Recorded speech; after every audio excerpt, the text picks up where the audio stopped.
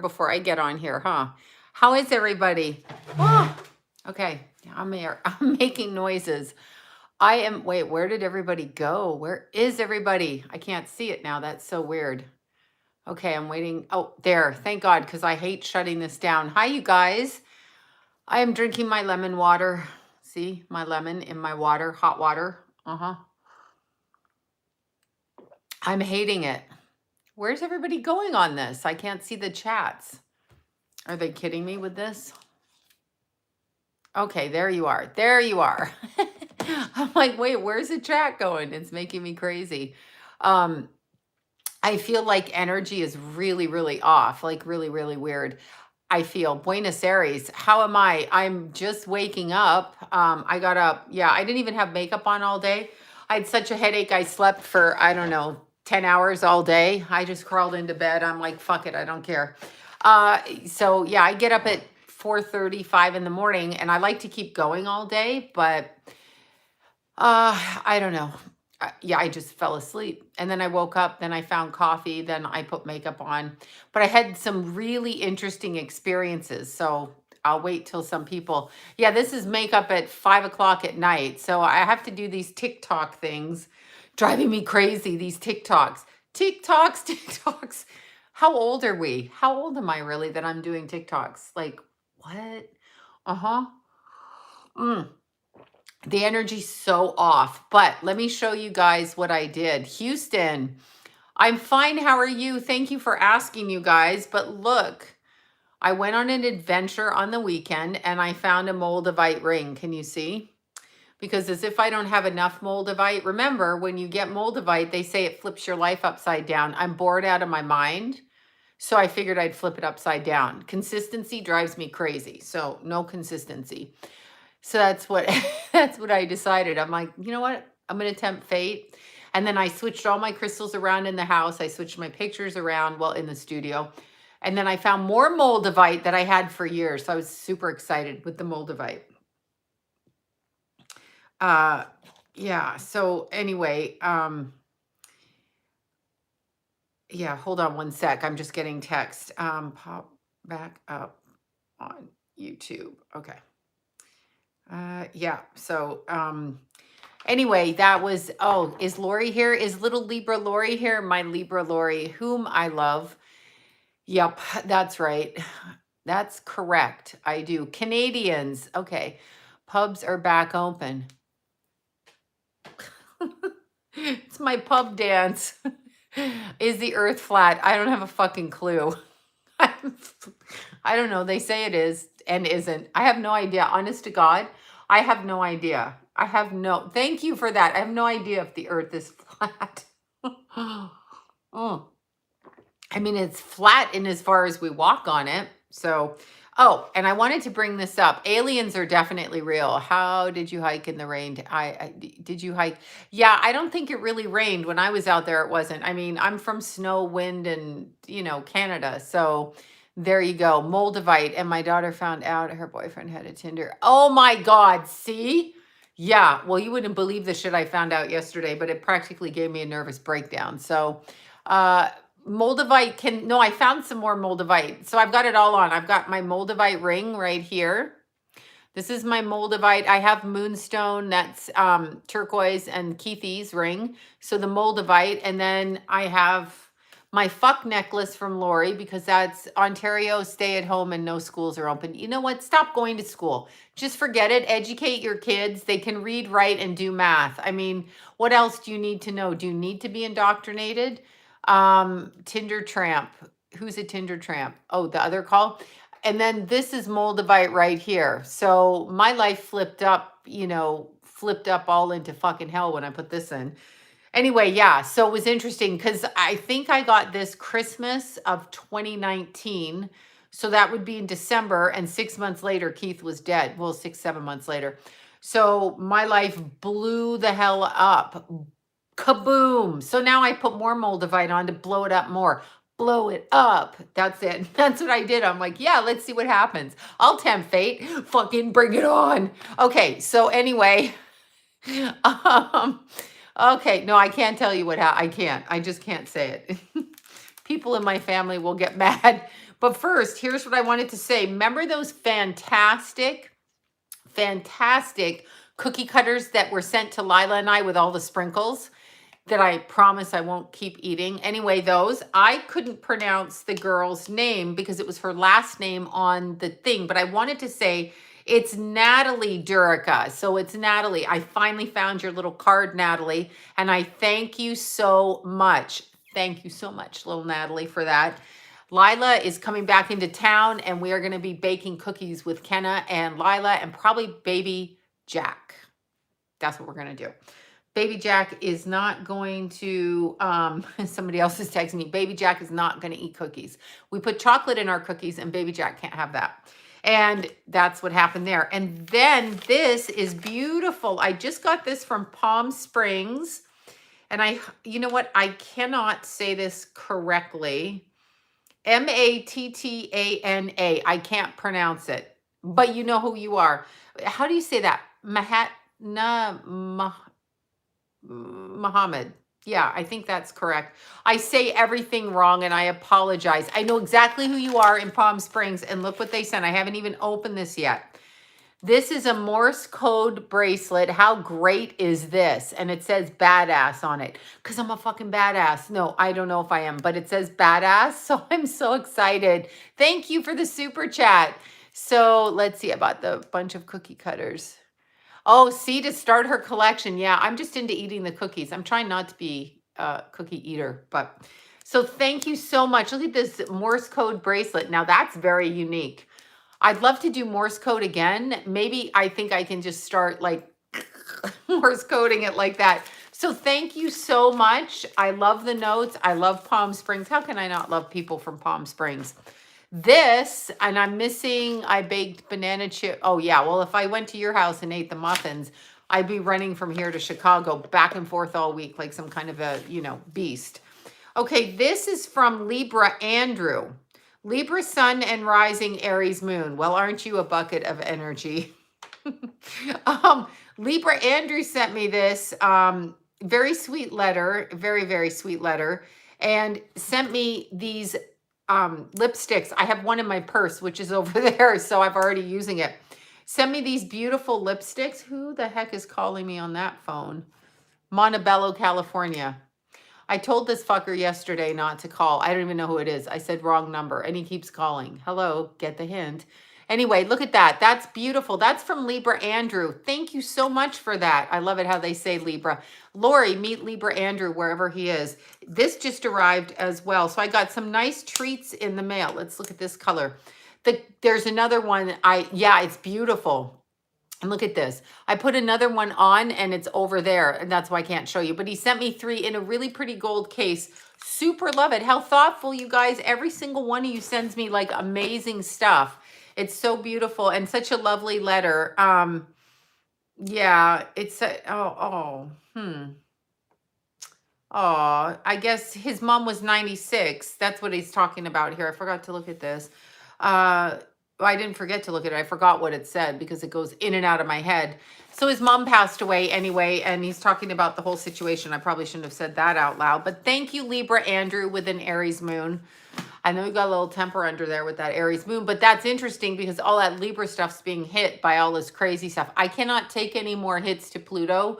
I already Ontario, Canada. Yes, I'm familiar with it.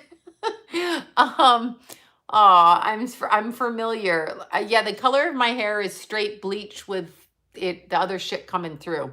So I don't put toner on my hair. Unlike Jason, who likes to put titanium toner. He does it better than his mother, so he thinks not.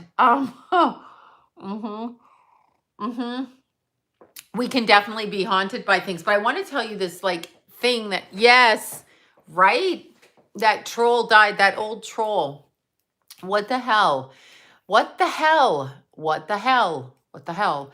Gemini, and it has been a hellish day. Yes, it's been a what the hell day. I could barely get out of bed today for some reason, but I had this exciting thing happen last night. So yeah, I shaved the back of my head again because you know why?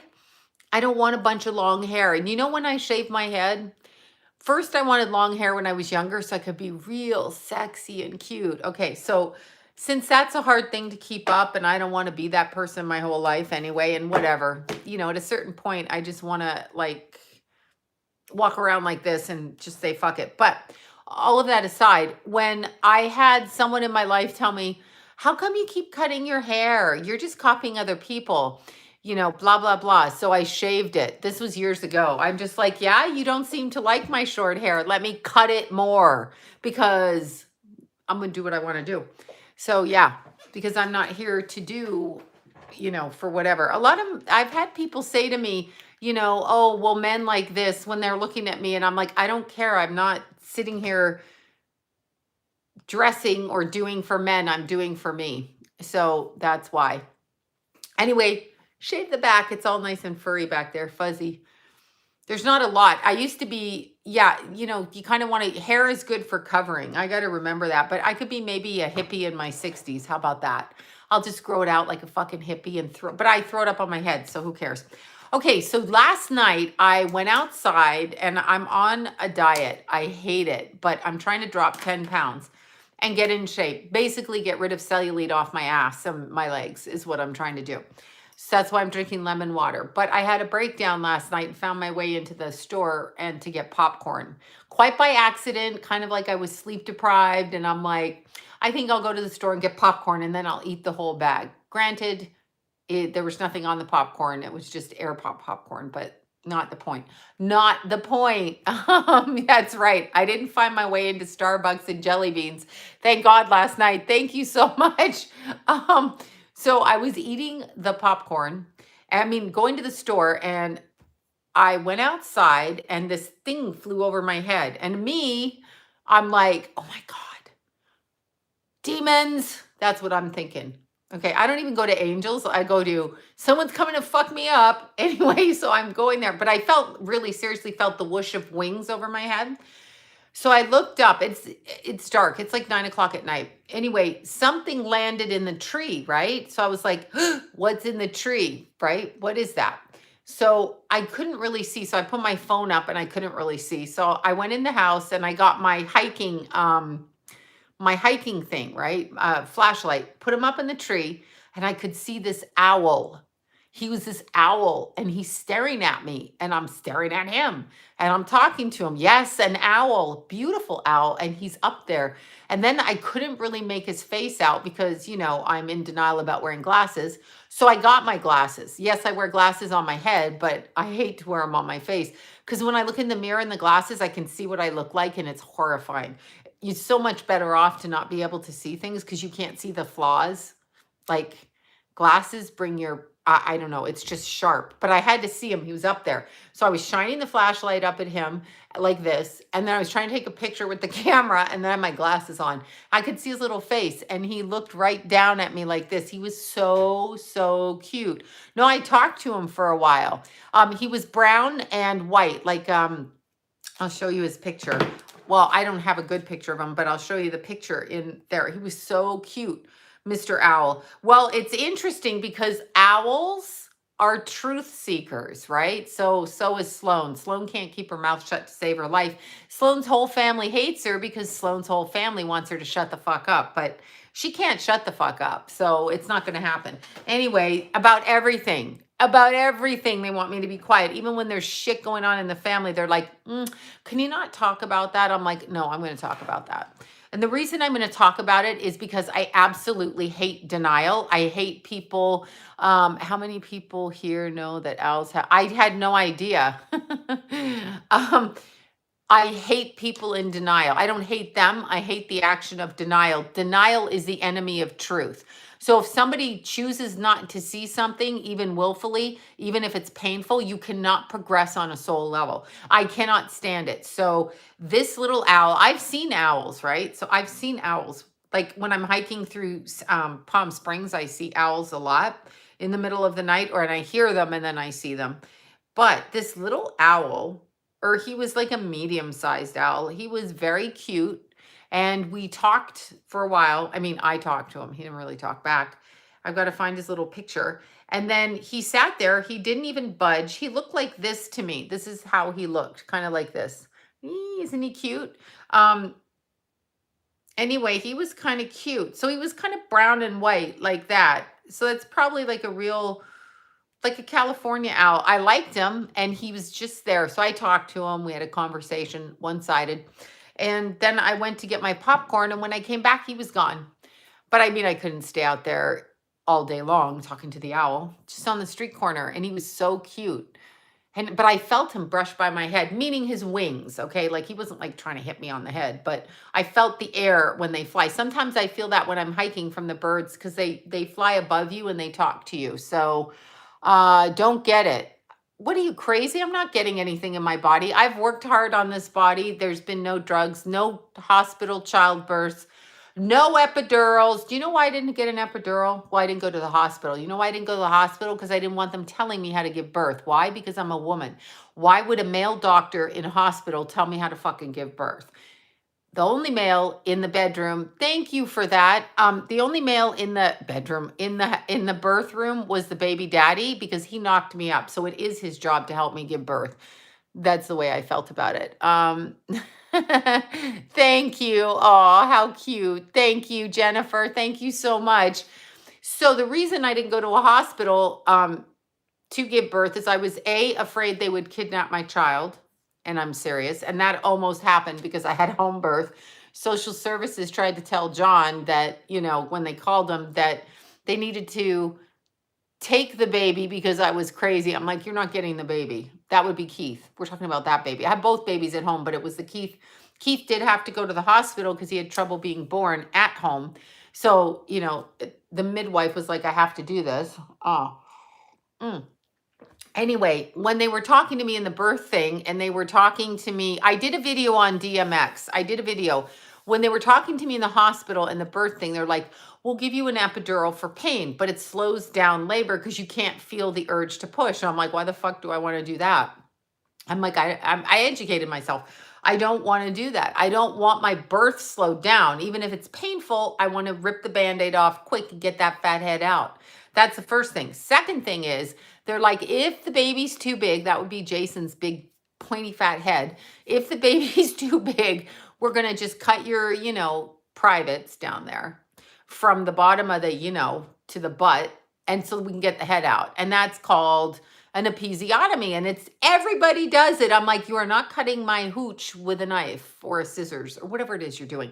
They're like, but if you rip, it hurts. Here's the reality of that, young women having babies. The reality is, if the head comes out and you rip, the rip is like this. It is jagged. It isn't like this, like a cut. So if the rip is jagged, they stitch it and it adheres much more quickly. If they cut you there, that cut can keep cutting open. Plus you lose sensitivity. No thanks. Because if I'm going to let anybody back down there after I had a baby, which I couldn't believe I let anybody back down there because I was like, geez, I don't ever want anybody going back down there because I might get pregnant again. And then we had Keith. And I was like, oh God, I'm going to have to do that again.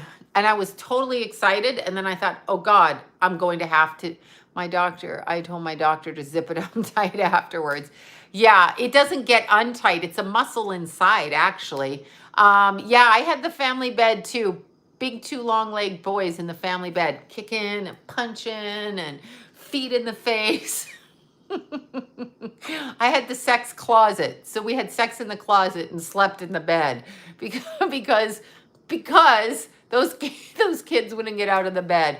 Oh, the C-sections. Yeah, I didn't. My boy sleeps with my husband and me. I know. Oh, well, I won't even say how long Jason slept with me, but it was a long time. Keithy got out about age 8. Keith's like, I'm out of here. And he had these long legs and he slept sideways. So Keithy slept sideways. But you know what? When they tell you how to raise your babies and you got to do this and you got to do that, blah, blah, blah. I was just like, no. And the reason I didn't go to a hospital is really because I did not want anyone telling me what kind of, out of your hooch, episiotomy then tore, yikes. Yeah, I know, right? I didn't want anyone telling me, here, we can give you, I'm scarred like shit from having kids. You don't get unscarred. I gained 100 pounds twice. So my body is not, I mean, it never was the same after. I mean, it just wasn't. That's just the reality. So God bless the women that can go out there and put a bathing suit on and even in their 50s, I can't do it. And I could never do it after kids because I just gained way too much weight. But that's okay. But if, aw, now 15 years later, good. Mm. You can still have kids at 40 if you want. I mean, that's totally up to you if your body can do it. Yeah. Let's see. Yeah, I gained it. I did. I gained 100 pounds. I really gained 100 pounds. I went from 123 to 227. 123 pounds to 227. 220 fucking 7 pounds. So what I learned from that is maybe my body shut down. I think I kind of must have had a thyroid thing. I didn't have diabetes. I found a doctor, not a doctor, she was a doctor, but I found a birthing doctor who'd had 7 kids naturally and was a Harvard graduate and was an adamant militant, like feminist. I would say lesbian, except she had a husband and had the kids, but she was adamant about women's power. So I needed somebody like that. And I also didn't want to be tricked into having drugs against my will because somebody is going, I don't want to fight them while I'm giving birth. Like, I don't want you telling me what you think is best for me, especially when you're a fucking man. No offense to the men out there, but not when I'm giving birth. I'm not listening to it. The only man I'm going to listen to is the baby's daddy because he's, complicit in this act here. So yeah, the way they do it in the hospital is so twisted. Well, it's about money. It's like 10,000, whatever. I didn't need that. And they don't like home birthers. They don't like homeschoolers. They don't like anything that you want to do. Go all the way back, whatever. They don't like it. But still, let's see. I had my son 18 years ago, 41.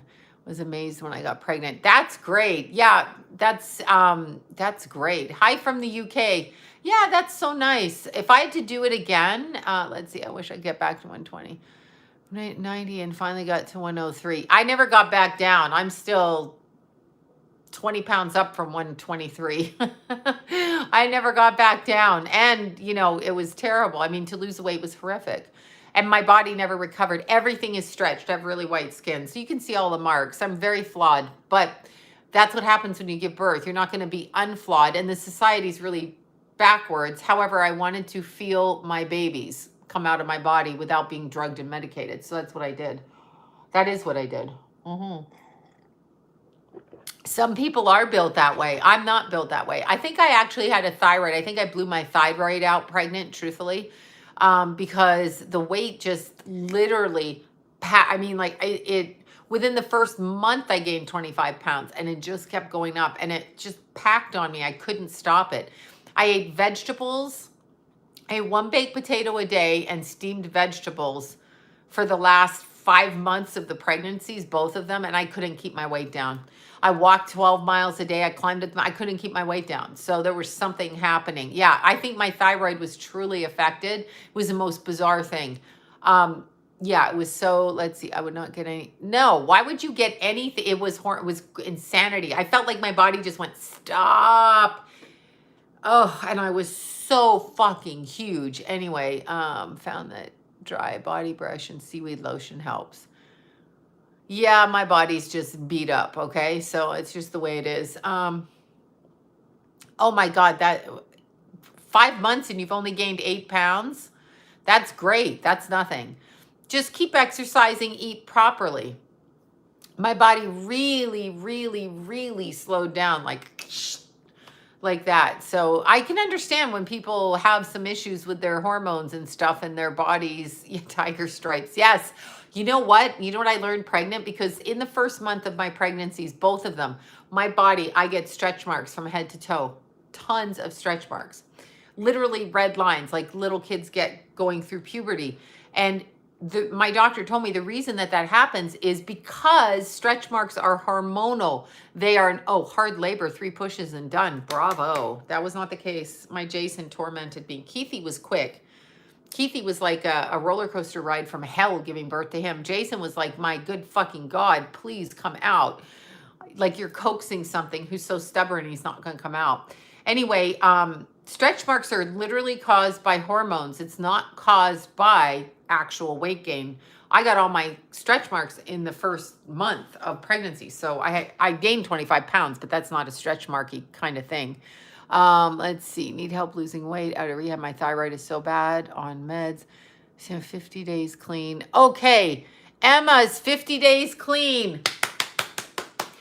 Boop, boop. Bravo. Okay. So Emma, first of all, okay, the meds, you got to be patient with yourself. You're going to gain weight after you get clean, because when you're on drugs or alcohol, it's a whole other different thing to your body, right? So it's a whole, yeah, it's a whole other kind of energy. Second thing is, drink as much water as you can. And here's a little thing, and this is speaking directly to Emma.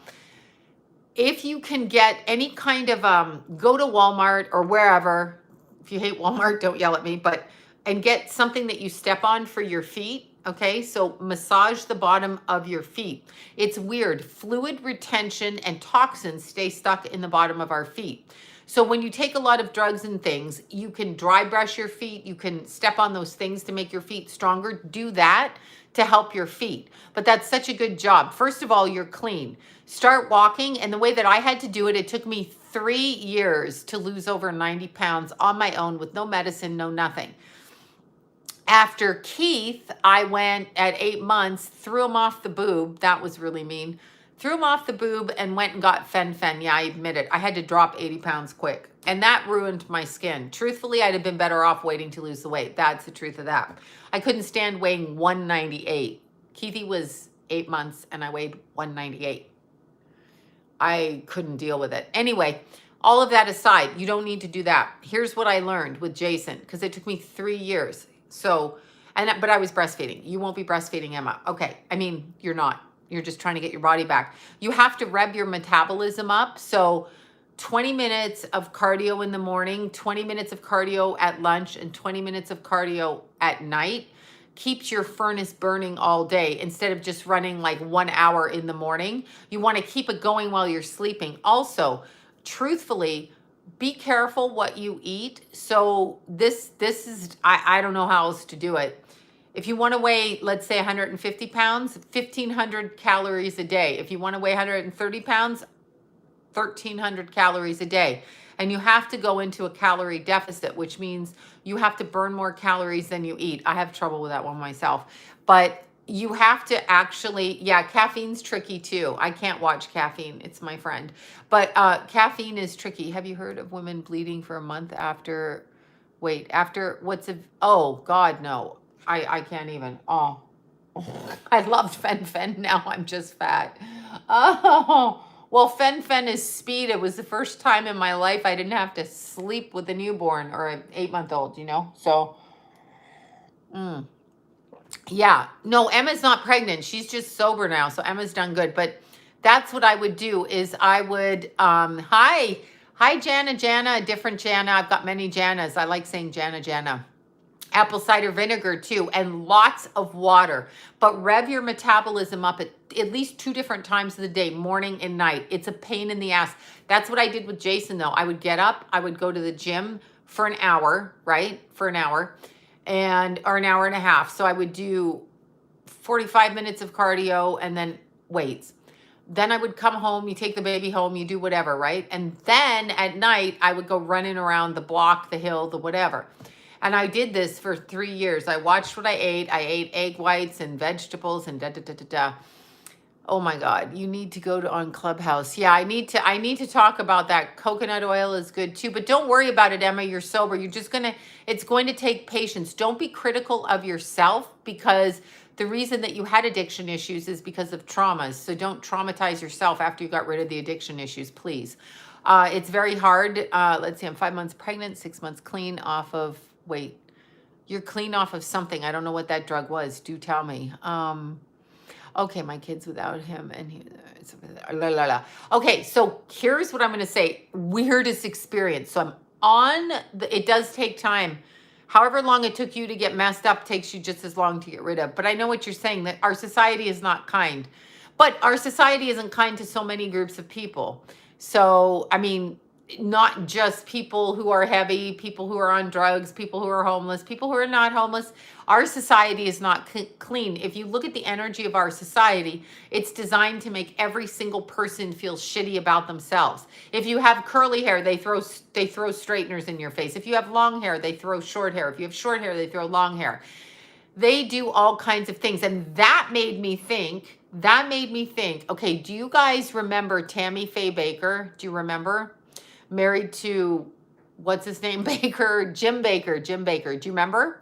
Do you remember Tammy Faye and her eyelashes? We're all wearing those eyelashes. I'm not. I don't put the fake eyelashes. I just use mascara. I'm not doing extensions or anything like that. I have worn them on TV, but remember how everybody made fun of Tammy Faye Baker? Look at our eyelashes now. Do you realize she was a trendsetter? Do you realize that Tammy Faye was a trendsetter? Yeah, no, her makeup's what everybody looks like now. Look at her eyelashes. Everybody's walking around with moths on their face. Seriously, remember that? Huge eyelashes. Think anti-inflammatory, exactly, for healing. That's good advice there. You're correct. Look at that. Remember her eyelashes. All these women, when you look at them, their eyelashes are like this. It's like, I don't know. My eyes would droop from that. So no, I can't do that. I can put mascara on, but then I just want to rip it and peel it off my eyes. I gained 15 pounds working from home. Yeah, I know. Poor Tammy Faye. But see, Tammy Faye and Jim Baker were part of the Beast system and they were pulling a scam. But I just thought about it. Tammy Faye Baker is a trendsetter. That's who she is. She's a fucking trendsetter. And we tortured that woman. I say we. I didn't. But people tortured her. I put makeup on for this because I just, whatever. I just had to. But we tortured Tammy Faye Baker for her eyelashes mainly. And now every chick on any YouTube has eyelashes up to here sticking out the top of their head, and it's I'm going to call them Tammy Faye's. She was a trendsetter. This is it. I'm giving her credit. Bravo, Tammy Faye. She really was. That's the truth. Yeah, but it's true, right? You remember it? I know you do. And Jim Baker, he was gay, he was straight, he was religious, he wasn't, he was stealing money. Doesn't this sound typical? Dr. Sebi, yes, moth goth. Yeah. Exactly. Okay, so anyway, I'm talking to Deanna because I miss my Deanna. Us Leos are the best. There you go. Leo people, my family hates my Leo self. They want to, I live with people that have all that water energy, and they've all got like Cancer, Scorpio risings, Aries, they're all liars, not those two, but there's others liars in the family, and they just want Sloan to shut up. It's like, no, you're telling bullshit. I'm going to call bullshit. Anyhow, yeah, of course, Tammy Faye was MK Ultra. Absolutely. My family hates my Leo. Yeah, everybody hates my Leo self, and people, whatever, they hate me. That's okay. You can hate me. I love me. You hate me. I don't care. But I was in the store with Deanna. Well, I was on the phone with Deanna, but we were in the store. So I was on the phone and I was looking for, in particular, spicy tea. I like spicy tea with pepper tea and like ginger and cinnamon. I drink spicy tea all day long. I just think it's yummy. And so then I like popcorn with spicy tea. It's so yummy. So I was in there, and then I found a spinach salad with all kinds of blueberries and strawberries on it and everything. So I'm like, okay, I'm going to get the spinach salad. I'm walking by the aisles. Deanna and I are chatting, and I'm like, over the intercom. Now I'm in Vaughn's. Over the intercom. I couldn't fucking believe it. This is the woman. She's like on the intercom, and she's like, Vaughn shoppers, this is the pharmacy. No, Tammy Faye died. She goes, Vaughn shoppers, this is the pharmacy. I kid you not, Deanna heard it. We have 4 doses of the vagina. You know what I'm saying when I say vagina, right? We have 4 doses of the one that begins with the M left in the pharmacy for today. Come get it. Since when on planet Earth does Vaughn's, the grocery store, okay, the freaking grocery store of Vaughn's, prostitute their product that is medical from the pharmacy inside a store. No, I started cussing. I started like just cussing walking down the aisles. I don't want to hear that. I'm shopping for food and you're in the store with the medical procedures and you have 4 of them. Come get your doses. Come on, come step right up, throw that ball. We're in the circus. What the actual hell was that? I was like, what am I listening to? What the actual hell am I listening to? What the hell?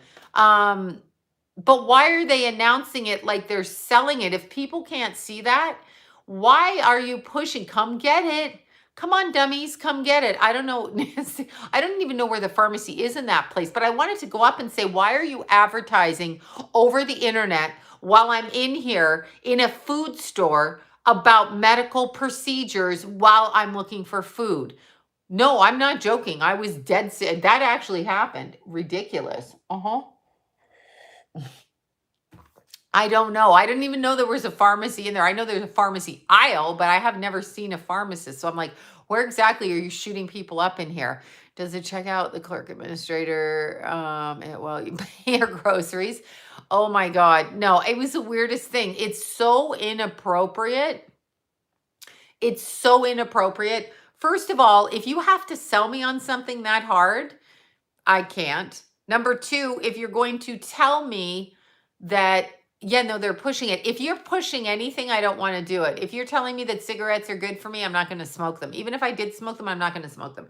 If you're telling me whatever, I don't listen to people telling me. I wish people would be that way. Also, truthfully, quite frankly, I'm preparing for, I don't know what to say. Home Depot gonna have it. Oh my God, no.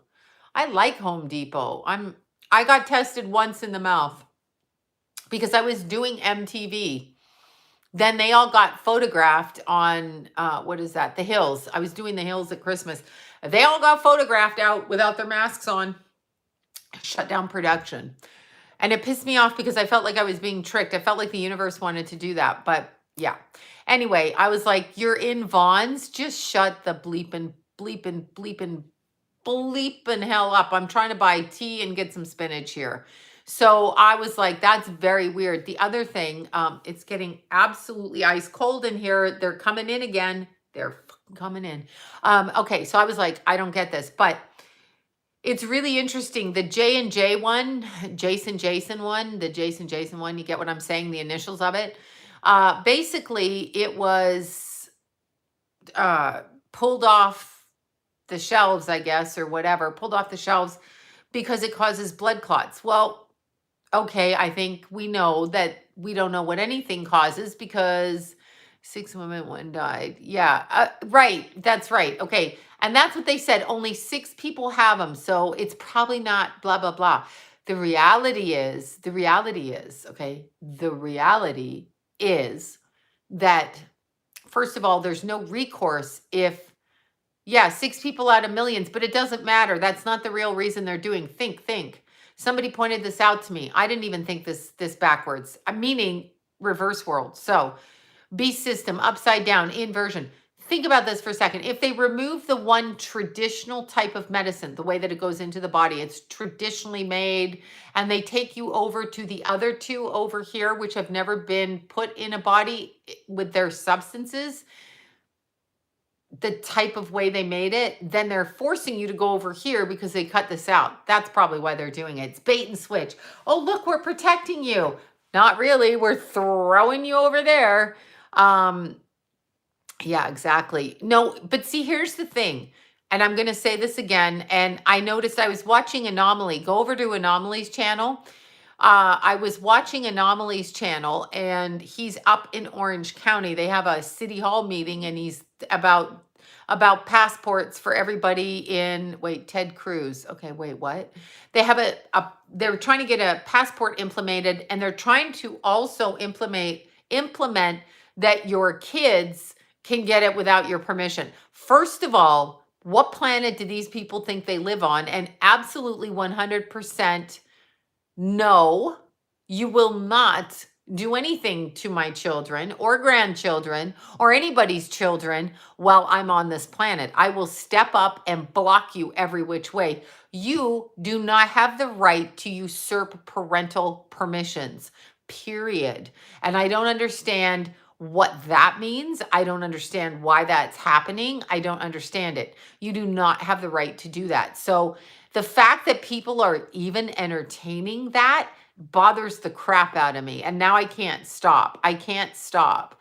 Yeah, I'm going to laugh when the side effects come out. I will be laughing, not because people are sick, but because I feel like saying, I'm so agitated with it. I feel like saying, I've told you so, because the problem is compliance on any level as a person, any kind of compliance, doing what you're told just because you're told to do it really, really, really harms people who are educating themselves. Now, you can still choose to do it and be educated. I have no problem with that. Okay. Yeah, no problem. But for the people that do compliance and then say, I just read one of my friend's things and she's in Europe and she's like, don't come to the airport without your vagina, right? You know what I'm talking about.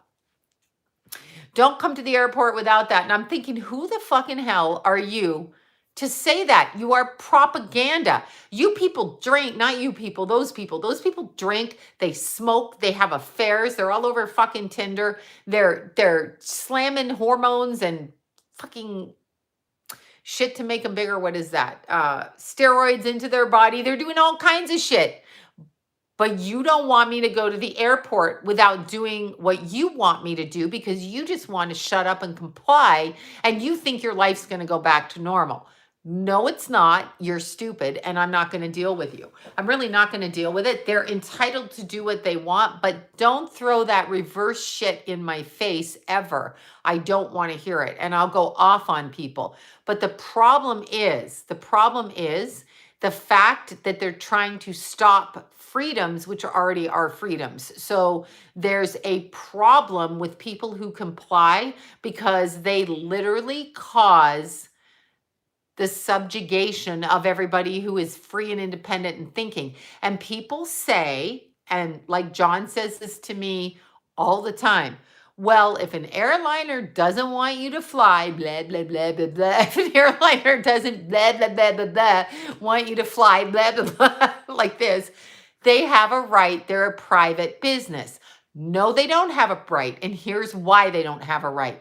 They have a right, okay, within the foundation of the Constitution of the United States of America to set guidelines based within that. But the Constitution usurps their right fundamentally to go, this is my business and I can do what I want. You can't stop people of color from going in there. You can't stop people with 400 pounds of weight on their body. You can't stop people who you don't like because they're from a different country, culture, I don't know what, got weird cross eyes. You can't stop people with bad perfume on. You can't stop prostitutes. You can't stop people with children. So why do you think because you run a private business, you can stop me because I choose not to put something in my body? So let's extend that farther. What if I choose, okay, what if I choose not to eat cheese? Can you stop me? What if I choose not to eat peanut butter? Can you stop me? What if I'm a vegan? Can you stop me? What if I'm a naturopath? Can you stop me? This is covered under the Constitution and the HIPAA laws, people. So no, you can't just say it's your business. I'm so sick of people going, well, it's their right, their own business. Shut the fuck up. And if that is their right, then we have to boycott them. You are not going to punish me from traveling on a planet that I was born onto and did not ask for you to control me on. You're not going to stop me from moving countries. You are not going to stop me from traveling. You are not going to control me from seeing family members living at a distance with bullshit. It's not going to happen. And I don't know how I'm going to get a lawsuit started, but we're going to have to get a lawsuit started. We can't sit back. Another thing that happened to me like a crazy person. So I got out of Facebook jail and I posted actual factual shit down, okay? About Bill Killy Gates, about something else, and something else. So now I've been punished for 30 days. Fuck those people. I was thinking about it. There's a real problem with the fact that they can just take down information. I posted information. I have to remember the guy's name. I wrote it down. I got kicked off originally because I posted the old director of the CDC, Robert, and I can't remember his last name. I posted what he said on CNN during Anderson Cooper interview, and it got taken down. Well, that's on CNN. You love the CNN gods, but you took me down for pointing out what this guy said. So we all need to shut down Facebook. I've now deactivated. I'm going to have to deactivate them all. I'm not partaking in that. You will not censor me. I'm not going to be censored. I just can't. Yes, and you can while you're clean. Absolutely. I posted the commentary with screenshots from the CNN interview. It's on the mainstream news. So you're going to shut me down? Who the hell do these people think they are? Actually, and I don't care if it's a private corporation. And while we're at it, oh, well, Amazon just saved the world during the lockdown. Fucking Amazon. Really? Really? Really? So Amazon can drive around, show up at your door, drop a dirty box off there. They came directly from China because we all be buying from China. Let's not kid around here. But your local restaurant can't be open. Your local whatever can't be open. Please. Thank you for that, Mystic Heart Tarot read. Thank you. Thank you for the super chats. I mean, I don't understand it and I don't care, but I'm deleting Facebook. They can fuck off. And I know everybody's like, oh, well, I don't want to. I will systematically go at it. Now, here's the other thing. With all the child abuse and child sexual abuse and trafficked children and 90% of Congress... I'm looking at them out there. I don't know. But anyway, with all of that shit going on, okay, in our world, why can Instagram not take the person who's fraudulently pretending to be me off of Instagram? I don't get it. I don't get it. They can't take that person. Hi, Jana. Hi, Jana. I don't understand. Instagram can shut you down for saying anything against their narrative, but they can't take the weirdo pretending to be me off of Instagram, which, by the way, is Sloan Bella _ What's that? Get these people. These people are asking for money. They are stealing from my business. They are pretending to be me. You are not me, you weirdos. You are not me. I don't ask people for money. It's hard for you to get a reading with me because I shut my books down. Once again, I'm going to say this out loud to anybody who will listen. I am not booked up for a year. I'm not booked up. I don't do that. I don't have that many people that want readings to book for a year. If I did, that would be horrifying. Okay. So I don't do that. I don't book a year and ahead. I opened my book for a month and 2 weeks. I shut it down because too many people booked. I don't want to work like that. You cannot bribe me with money, bribe me with sob stories, threaten me, or anything. And please stop asking if I booked my schedule out for a year. No, I will open it once I catch up to the readings that I booked, and then I will shut it down again. I will shut it and I will open it. I'm not going to work all year. I can't do it. I just can't do that, okay? I can't do it. I just can't listen to people, and I can't listen to them thinking that I'm booked a year out. Psychics who do that are not doing the work. You cannot book a year out and take people's money like that. You cannot do it. I will open them a month at a time when I feel like it. I may not work for 2 more months after this. I earn enough to live, and when I need money, then I go back to work. I do not want to save. I do not want to amass great wealth. I do not want to do that. I just want to pay my bills. So I'm just going to say that. Yes, I announced it. Yeah, I did announce it. I think I wrote it on here, but then I took it down. Too many people replied. I'm like, oh God, no, not again. I've been reading for 38 years professionally, 38 in this profession, 38 day in and day out. Up until 3 years ago, people sat at my table. Thank you for that. Thank you, Jeannie. People sat at my table. I mean, the same table. They sat in my kitchen, my kids' entire life. No wonder my kids were pissed at me. I mean, literally, okay? They literally sat there. I had people in and out of my front door. I can't handle the energy in front of me. I don't do Skype and I don't do whatever the other thing is, Zoom. I'm not going to read like that. If you're going to try to hold me hostage by reading like that, I can't read like that. I'm only going to do phone when I see it. I stopped my astrology, okay? I stopped my astrology because I just sent the last one out. I was 4 months behind. I just can't do that. I can only do what I can do. And I'm not, and anybody in the psychic business that books a year out is strictly in it for one reason, and that's not the reason I'm in it for. I'm not in it for that reason. I will do the work the way that I can do it, and that's it. And if I fail your expectations, then get in line, because there's a fucking long line of people whose expectations I failed, and that's their problem, not mine. But I'm just letting people know there's people being fraudulent trying to be me. I will never message you and go, do you want a reading? I don't care to do that. I don't ever ask people if they want readings. I don't care. That's just, I mean, I've been doing the business too long. I don't need to ask people if they need a reading. I will never do that. So please, if someone asks you if you want a reading and it's me, it's not me.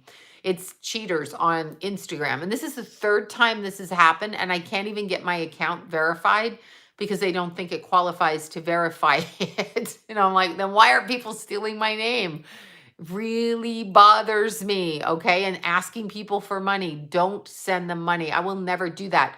The only way I take payment, there's a few people I take payment from privately that I've known for years. Other than that, you have to book through my website. I have it all upfront online. All upfront online. I'm not taking your cash. You can't send me whatever. No, no, no. And if you send me a gift, don't expect me to put you in the top of the line for a reading. I don't do that either. Lemon water is good for the liver. That is what I'm drinking. I'm going to drink hot water all night. But I'm just saying that because people keep doing that on freaking Instagram. I have no idea what that's about. It's terrible. They need to stop doing that. Why do they do that? And why can't they? I accept chocolate. I might accept chocolate. I know, right? But I don't know why they keep doing it and asking. It's weird. Yeah, no, people blast me, and they're like, I really need an emergency reading. Well, people in hell need ice water, but there's nothing I can do about it.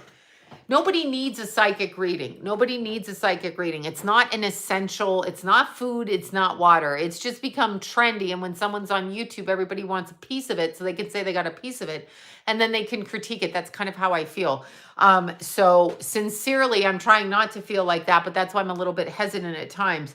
I just don't want to overblast and have people talk, over here. When I was working just one at a time and, just doing that, it's just easier for me that way. It's just easier for me that way. It takes a lot of work, and I'm trying to really be fair to each one of my clients and make sure that I give them the correct information that they're doing. So, that's right. No, I try to give them I don't want to disappoint clients. The thing that I'm struggling with, it's really weird right now, but the thing that I'm struggling with, really struggling with, is why people need to know the future. I mean, that sounds weird because I literally will ask, I'm blocking any broken records. I know. There you go. I literally am trying to be as honorable as I can, but at the same time, I even wonder if the business is the right kind of business to be in, if it's helpful to anybody. I don't know that it's helpful. I mean, Deanna was tremendously helpful to me, as was Billy, as was Belinda. I call her Billy in my head like this, as was, Kay, all of the psychics I spoke to after Keith died, mediums, tremendously. Everybody that sent me information that was on point, Brian, everybody on point. Okay, beautifully. Thank you for that. Thank you so much. Thank you. Everybody that was on point with their readings was extremely valuable. So when somebody's coming to me for a reading, I want to be as valuable for them. And after Keith died, I don't know that I feel that way all the time. So I only can do the readings when I feel that I'm going to be able to give the client, the person, the sitter, the best information I can give them. So I can tell you it was extremely valuable to me what everybody did for me. Amazing readings. And I was beside myself with why I couldn't pick up on Keith. So it was important. But like if your boyfriend dumps you, you really don't need an emergency psychic reading. Let him go. Ah, yes. I mean, and I can see with the death of a child that it's you know, important, or the death of a parent or the death of a husband. I can see it. I can see it. And but again, it depends on the spirit on the other. Yeah. I know, right? I know. It's hard. Psychics get, a lot of stuff, but what's so interesting, yeah, no, you don't want to ever, you won't experience it. It's just for the special ones that people, I don't actually know why I experienced it. I have no idea why this is my life. I'm not impressed by it. I would like to know who murdered my son. Oh my God, I wish I could help you with that. Of course you'd like to know who murdered your son, so ask your son to show you. Meaning, depending on, I'm sorry your son was murdered. That's the most fucked up thing. The murder is beyond fucked up. I don't know another word for it, but it's beyond messed up, okay? It's so messed up. It's so very messed up when people take other people's lives. It's so messed up. Yeah, it's so messed up. It's just messed up. You just want to punch them straight in the face. Actually, it's hard to say. Yes, DMX did do that. I said that in my video. He said on the video that I did with him, which was really weird because I'm always hesitant to do videos when people first die. I think on April 9th I did it when they announced it. And I don't even really know who he is. I know who he is by sight, but I wasn't really like into that scene. Again, I had a family and I stopped watching TV years ago. So I stopped going to movies and watching TV. I very rarely went. I stopped. I just couldn't take it. The energy just pissed me off. And I was never one really for watching a lot of music videos, although I like music. But his type of music is not really my music. So anyway, long, boring story short, when I looked at my phone and I was doing another video and it came through that he died, I just thought, you know what? I'm going to, yes, I will do that. I thought I'm going to just read on DMX. You're not going to pull in a dead person's energy right away, usually, Yeah. There you go. So you're not really going to, do that, right? You're not really going to, if someone dies like right in front of you right there. I mean, I have seen people leave their bodies. That was what was so disturbing with Keith, is that I wasn't there to watch his soul leave. I was there with the guy, Derek, that died on the motorcycle outside of our house, outside of Keith's bedroom. 7 years before, I watched him leave his body because I'd gone around the corner and waited for it to happen because I was told it was going to happen, and I saw him leave his body. So I've seen them, but it still doesn't mean that you're going to like hook into the energy and get a whole story out of them, because they're vibing in a different way. Anyway, what the hell was my point? I had another point here. I had another point. Oh my God, what was my point there? It just went out of my head. Oh, DMX, thank you. Anyway, when I picked up the energy, I heard the words. I said, I don't think it's a drug overdose. I'm hearing he's been poisoned. So I didn't hear drug overdose. And I saw fight for the soul. So whatever he did prior to his passing and then after, I saw that. So that's what I saw. And I saw poisoning. I heard the words, I was poisoned. Something was injected and it was poisoned. That was the word. Didn't say I OD'd on heroin. And how complicit is the news to put a skanky picture of him when he's at his skinniest, implying that he's on drugs? So that's constructing a narrative by withholding information, which is duplicitous and deceptive. So that's what they're doing. They're putting up this picture like, look how bad this person is. No, that was absolute. Yeah, exactly. So they're putting that up there like that. And then what's happening is people are drawing a conclusion.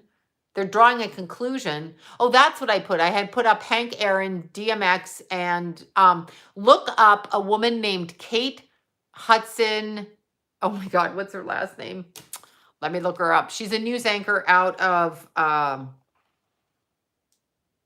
la la la la. This is what happens. Out of Michigan. Kate Hudson, and her last name begins with an S. Okay, Kate Hudson. Kate Hudson, news anchor.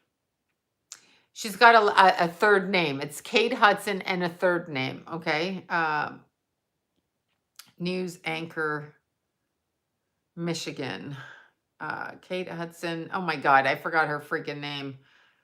Oh yeah, here she is. No. Oh my God. Let me look it up. Samuels. Thank you. Oh my God. Thank you. Nipsey Hussle was an LAPD thing gone wrong, gone assassin. Anyway, Kate Hudson Samuels. Last week, she went and did the vagina, and after she did that, she died the day later. Hello. She was 68. Hank Aaron was like 83, and DMX was 50. These people, although, I mean, at 50, you can die. No one says you're going to live past 50. Not the point. The point is, why then and why so close? This Kate Hudson Samuels, it's the next day. And she was a news anchor. Look up Kate Hudson Samuels. She is a African-American news anchor, or I believe, yes, she did. She died one day after, okay? One day after. She was 68 years old, and her husband says he can't prove anything, of course. I'll tell you the Nipsey Hussle story.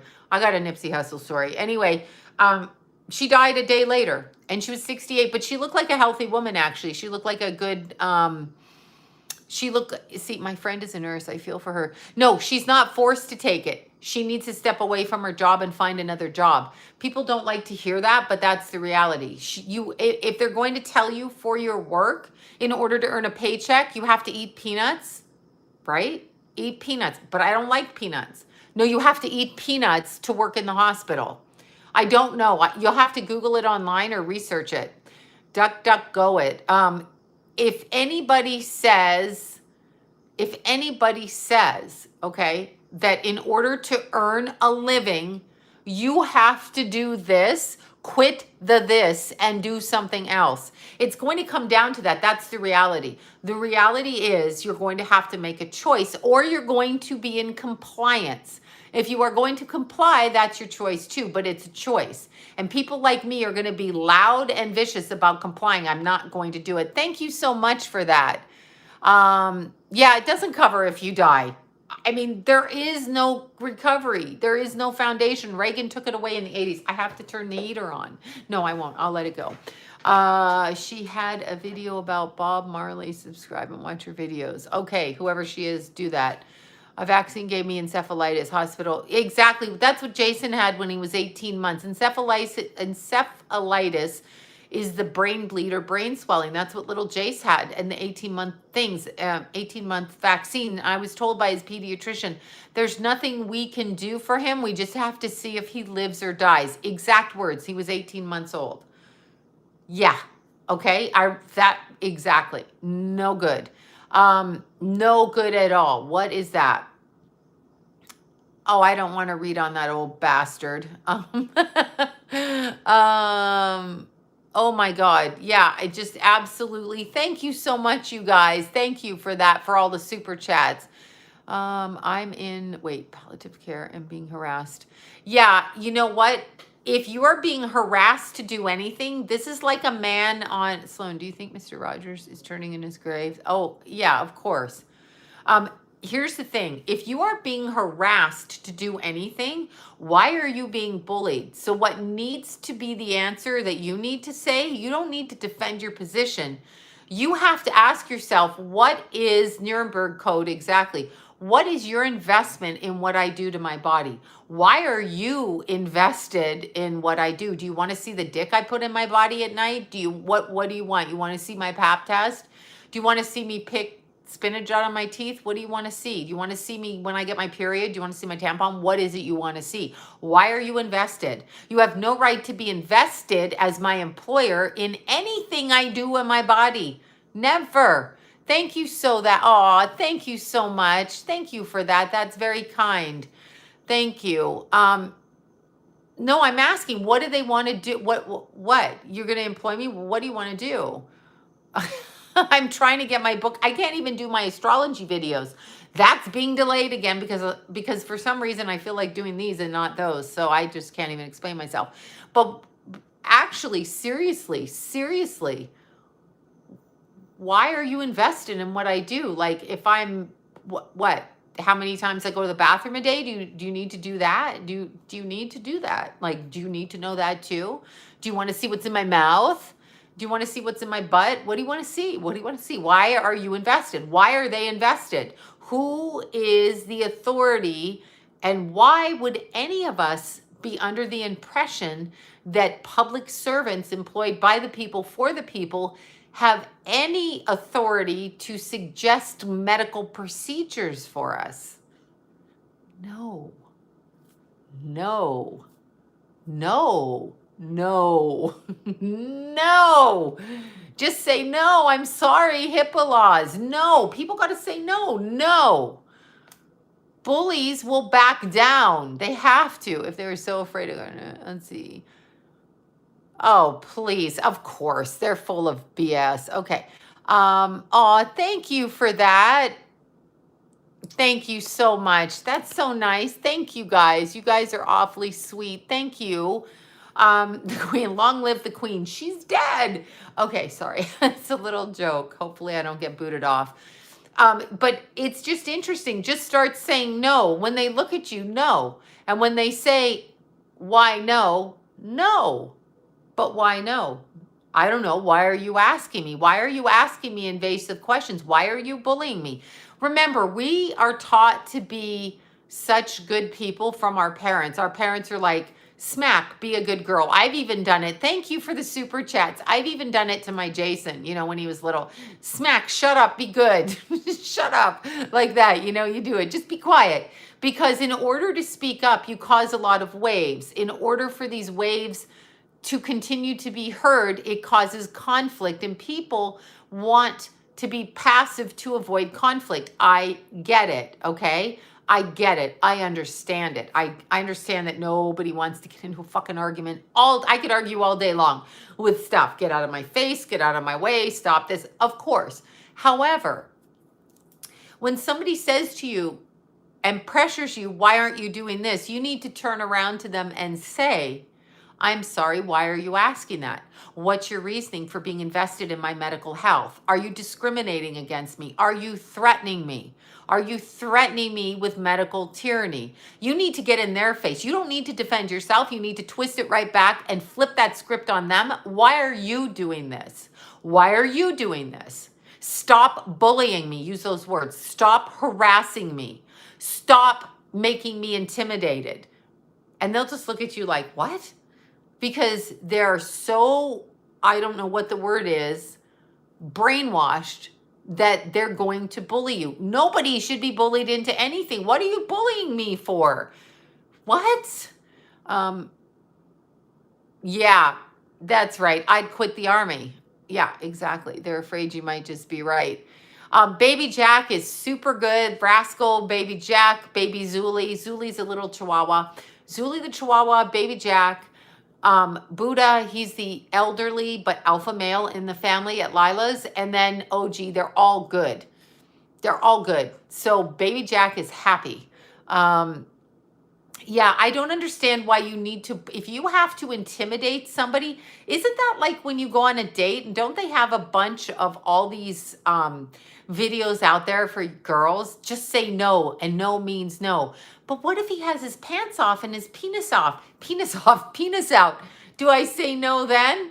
Yeah, you say no then. Why is he bullying you? Same thing. Without the penis, it's a different kind of prick. You know what I'm talking about. Why are you bullying people? It's ridiculous. Yeah, I've lost pretty much everybody I know as friends. My family just wants me to shut the fuck up.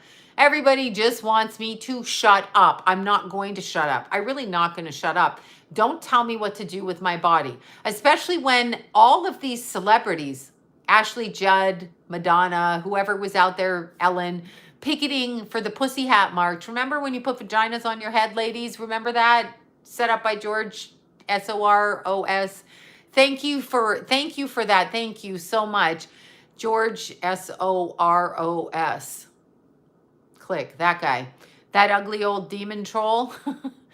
Funding all of this going on in Crazyville, Los Angeles. Here's a thought, Los Angeles. Why don't you pick up the filth that's all over our streets? I don't know. That might be causing some germs. Anyway, celebrities were out there saying all kinds of things, right? All of these celebrities drive by having several funerals in a week packed with family and friends. I'm here in Michigan. Good. Um, why aren't they out there fighting for your body, your right? Where is Alyssa Milano, with her plunging neckline in court, talking about the rapist in the Supreme Court judge thing, blah, blah, blah, that play on wheels of fakery? Why isn't she out there right now with her megaphone saying, my body, my right, my body, my right? Okay, my heart is broken. If your son hasn't spoken to you in a year, don't judge it. Just keep reaching out to him. He'll come back. Just keep reaching out. I'm stretching. Melissa Alano. Where is she? Alyssa Milano. This is a call out to you. My body, my right. Where are you, girl? Pipe up. Since you're out there, pipe up. It only applies to certain things and not other things. So you get to do stuff to me, but my body, my right over here. What is it? What is it, people? Oh yeah, well, pedophiles are welcome in this country. We know it. It's true. Yeah, where are the alpha females? Everywhere I go. Do you know I was running this weekend? That was really super fun. Anyway, I was running this. I know I had to stretch it out.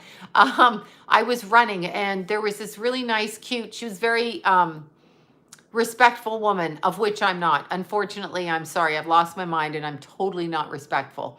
But I mean, I'm respectful, but I also have a big mouth, so I'll cuss and swear, and people hate it. Of course she is, but I'm being facetious asking where the bitch is. Where is she, her body, her right? Why is she not speaking up? I'm so sorry you lost your daughter. Oh my God, I can't go through it again. I would have never had kids if I knew one would die. Truthfully, I would have changed my course of action. I wouldn't have even been born if I had to live this life. If I had to choose to live this life over again, I wouldn't do it. I would not have my children. I would not get married. I would not be born. I would choose it. I regret being born if it's actually my choice, but I personally think I was kidnapped. So I'm not taking responsibility for that. I wouldn't do it. I would never do it again. It's not worth it. It's really not worth being here. I'm sorry, it's really not. It's not worth raising my children to have one die either. And I don't care who you are. It's not worth it when your child dies. Now I'm going on a fucking rant. Okay, here I go. Here it is.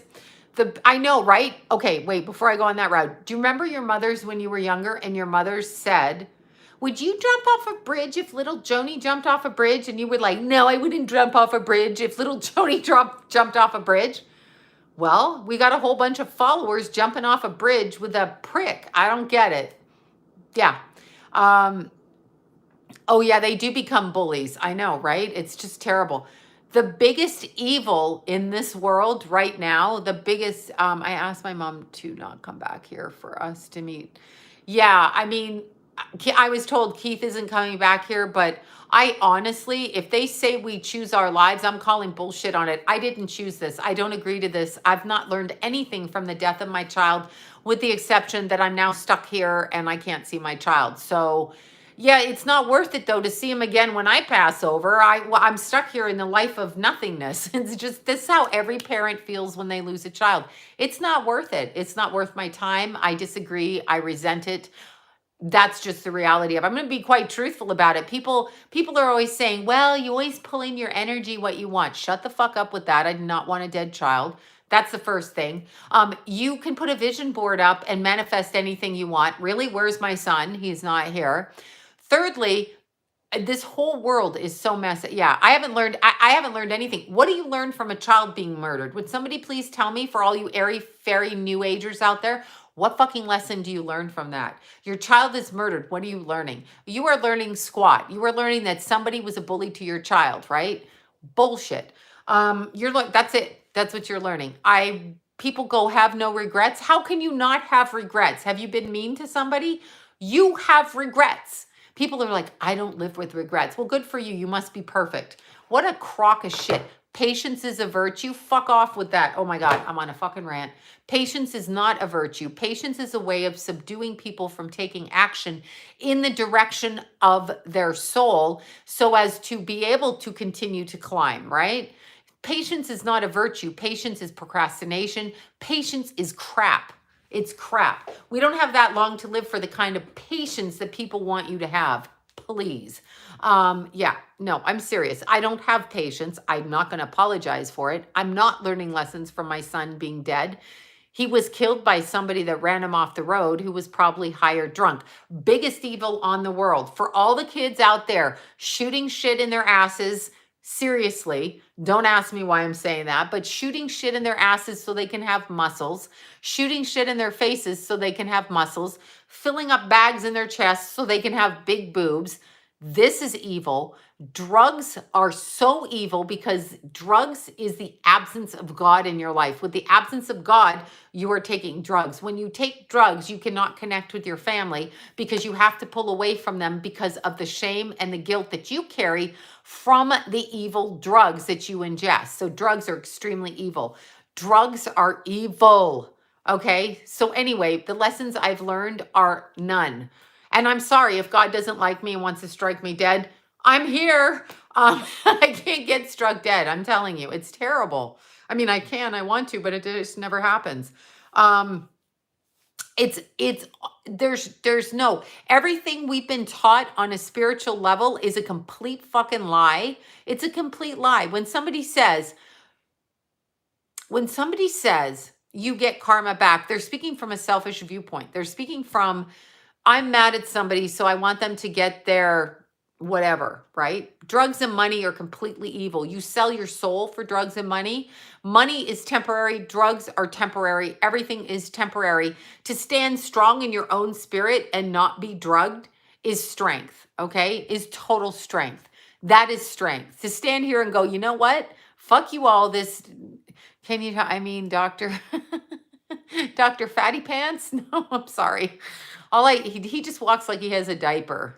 I don't like men in suits. If you wear a suit or you wear a cashmere sweater like Killy Gates, if you wear that stuff, trying to give off the impression, I can't deal with you. Don't wear a suit. Men in suits, no. Wear a suit, I guess, if you have to, but when you wear a suit, I can't trust you. That's just my perspective. Karma is balance. It's not always getting even with people. Karma is balance. But yeah, I haven't learned anything except that, my child died, Mr. Potato Head. Yeah, Karma Seuss, exactly. My child died. I don't have my son. I wasted my life birthing my child. The 24 years was not enough. I'm not grateful for it. I'd have rather not done it. If I didn't know it, I wouldn't know what I lost. And that is a true statement. So I would have rather not done it. Yeah, that's coming from a psychic medium. Don't care what anyone says. Don't care if I'm supposed to be different, feel different. Just shut up till you lose your own child. I resent, and I use the word resent, I resent family members that interfered in my family's life with their shitty behavior. Exactly. No, but somebody else would be stepping up, helping. The thing is, we're all replaceable. This is the problem. We're all replaceable. My son isn't replaceable. Our children aren't replaceable, but it's just complete. I just don't understand. I don't. And thank you. Who sent this? Thank you so much for that. Oh, Miss Kimberly 019. Thank you so much. I don't understand why there's a new age philosophy, oh, you're supposed to be grateful for what you had. Really? Tell that to people in Haiti, the girls that get raped in Haiti and have no food. Are they supposed to be grateful that the world is screwing them? It's not the world, it's the people running the world. Why are we here? I'm more that. Did you get any psychic feelings about the person that did it? No, I absolutely can't stand this planet. No, I was completely blocked when it came to Keith. Completely blocked, okay? I mean, I felt him here, but completely blocked. Didn't even know he was dead when he was dead. I was doing a reading for somebody. Now, I felt neutral. I didn't feel anything. So it was like I was in a vacuum, and maybe they did that for a reason. Yeah, I think this world, look at it. Yeah, what do you learn from animal abuse? What is the fucking animal learning from being abused in these gangs where they clip their little ears and hurt them? What is that? Paige's little dog. Okay? They got their little dog, Rida Marie. Anyway, the little dog was in the shelter, and the little dog had get a load of this sweet little chubby little cute little dog. Okay, I don't know, I can't remember what kind of dog it is. I had a picture of it, and it was so cute, this little dog. Anyway, Paigey and her sister adopted the dog. Somebody had taken this little dog and cut its ears off. You know, it had, maybe it's some kind of pit bull dog or some kind of something like this, had cut its ears off with scissors. So please tell me what that little dog learned. They cut its little dog ears off with scissors. So little Paigey adopted it, and the little dog gets little yeast infections in its ears all the time. The dog lives with Paige's sister now, and is so cute, so lovely, and so cute. Who the fuck cut its ears off with scissors? And who is learning the lesson from that? Who's learning that lesson? What lesson are we learning there? I know, it was horrifying. This dog is so sweet and so lovely. So lovely, such a lovely little dog that she shouldn't be a lovely little dog considering some mental patient did that. But I would like to know what lesson we're all learning from that, because to me, the fact that you did that just proves that you're from the beast system and a demon, because who does this to animals? Never hurt animals, never hurt children. Bitch slap your teenagers though, because they probably need it. Yeah, no, I don't think, I think they were doing it to make it a fighter or something. I'm not sure how that works with those dogs. I don't understand cutting their ears off, period. Well, there's persecution for killing humans, so they should be in jail. They should be in jail. But see, I think the dog, they just found the dog, the shelter found the dog and then took the dog in, and then Paigey saw the dog, and then the dog caught Paigey's eye, and Paigey's like, well, it's my dog now. You know, she had to love the dog. Now she just got another little dog too. So, I mean, unbelievable. For dog fights, why are we on a planet, and what are people learning from dog fights? On a soul level, please tell me that you're abusive, that you're stupid, that you're ignorant beyond belief, that you're a deviant from hell. What are we learning? I know, right? What are we learning from that? I'm not learning anything because I would never do it. You wouldn't do it. So, oh, I never circumcised my boys. Are you kidding me? Did I go through hell for that one? Yeah. I even had family members tell me how crazy it was and how dirty it was. I'm like, why don't you fucking educate yourself? Educate yourself. I never circumcised my boys. Number one, it ruins the sensitivity. And we should all have our orgasms because we can learn something from that. Anyway, sorry, I never circumcised them. I said, absolutely not cutting my children's penises. And I had 2 boys. When they came out of me, I'm like, back away, okay? Back away. It isn't a cleanliness thing. When you research it, in World War II, in World War II, it was used to identify and target Jewish people. So it has a religious connotation for that religion, which is fine. That's their business.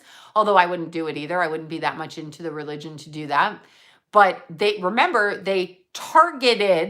targeted Jewish people by their penises for being circumcised. No bueno. Secondly, it takes your sensitivity away. So men who are circumcised have to really work harder to feel their sensitivity down there. I don't really know. I don't have a penis, but this is what I'm told.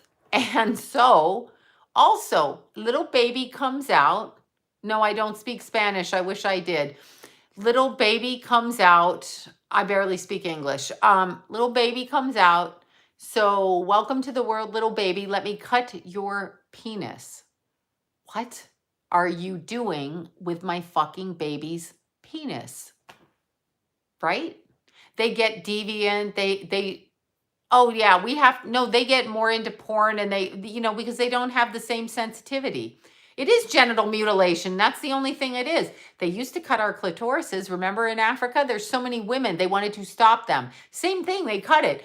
Stay away from my baby. Stay away. My husband takes 2 minutes and he's fine. LOL. Yeah, well, that could be another thing too, because they don't have the, cover to it. I can't remember which way it works. Either way, no one was touching my baby's penis. The fact that they wanted to touch my baby's penis was like outrageous to me. Abusive. And I was like, get the fleek. Yes. Oh my God. You had, Dr. Fleiss, me too. Dr. Fleiss. And by the way, he had circumcised his first kids. He taught me how to breastfeed Jason, my first baby. And I went, I had the natural births and no drugs, everything because of him. And when Keithy ended up in the hospital, he was banned from going in the hospital because he was on trial for his federal racketeering with his daughter, whatever, blah, blah, blah. Yeah, that. How can I report a dog breeder? She sells dogs for money. Well, I think it's not illegal to sell dogs. It's kind of like adoption of humans. You can do a private adoption and buy a baby. So why can't you buy a dog? Exactly. But breeders do that. I know it's so, I don't know what the word is for it. Yeah, no, don't I say don't circumcise them. I guess if it's your religion, but why does your religion want you to cut your penis? Why does your religion want you? Let's see, my boys were 9, 9, and 10, 10, 20. Natural birth, no medicine. Bravo. My kids were over 9 and Keithy was 22 inches, but it's actually very brutal and I wish I would have known. Well, don't blame yourself. I know you wish you would have known. It is very brutal and it is, but people weren't. It was just always in my head. Why are you cutting people's penises? What is that? Why is that religious? Why does God want you to do that? Does God want you to cut your penis? I'm just asking. Does Jesus want you to cut your penis? Why does God want you to cut your penis? I want to know. Said why rob them of pleasure? Yes. Well, you do rob them of pleasure. So, and it's not a health thing. That's all lies. But I want to know, men are brutalized that way. And they put porn they put porn out there. This is a problem too. Let's see. Any feelings on, oh my God, I didn't even see that. They put porn out there, which distracts men from their female counterparts. And quite frankly, my argument since I was 13 is I don't look like that. That's what men like. They're all watching that porn. They all like Pamela Anderson. They all like this. They all like that. They're not going to look at me. Why would you look at me if you can have that? You can't have them in real life, but they get what they want from them by watching porn. So that's why so many marriages are fucked up. Plus, people drink and they do their drugs and they lie and that ruins everything. So this whole world is messed up. Why would God make it and then tell you to remove it? Oh my God. That's right. That's right. So when they say it's part of the religion, I respect the fact that that's their belief system and that's what those people have been taught. I had to breathe. Oh, see?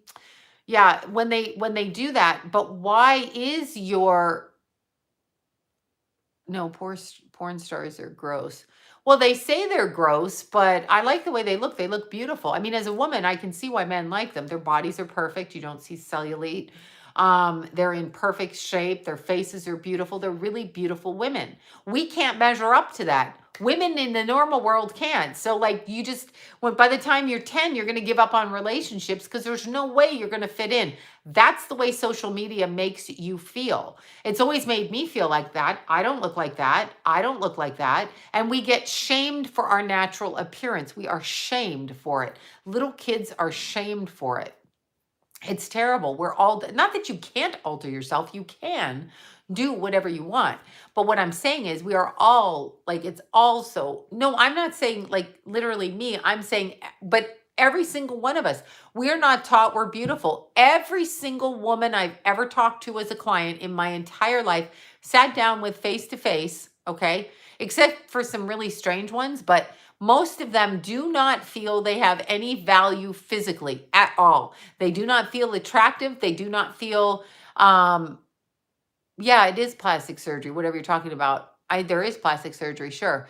But they don't feel good about themselves. Why are we raising women and why do women pick on other women?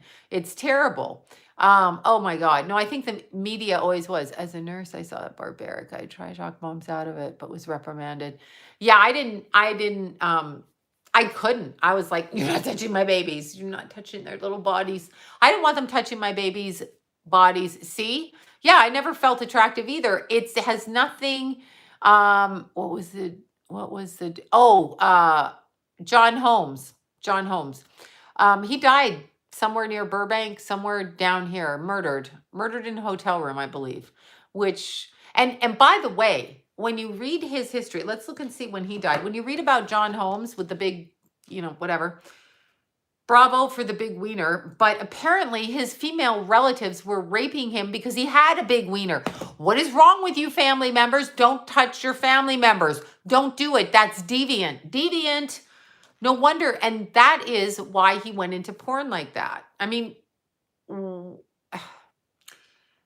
just because you have a relative that's good looking. No, that's what happened. You don't think women are going into porn by their own choice, really, do you?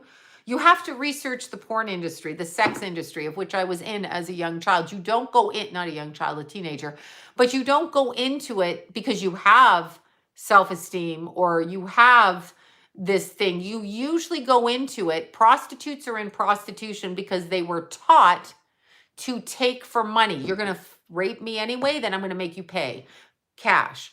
Strippers were taught you're going to do sexual abuse, be voyeuristic. There, I'm going to take control. Porn girls were taught the same thing. They were sexualized. This is the point. You are sexualized. You're not going into it. People call them whores. No, you know who the whores are? The people in the family who are abusing the children. They're the whores, not the women expressing it.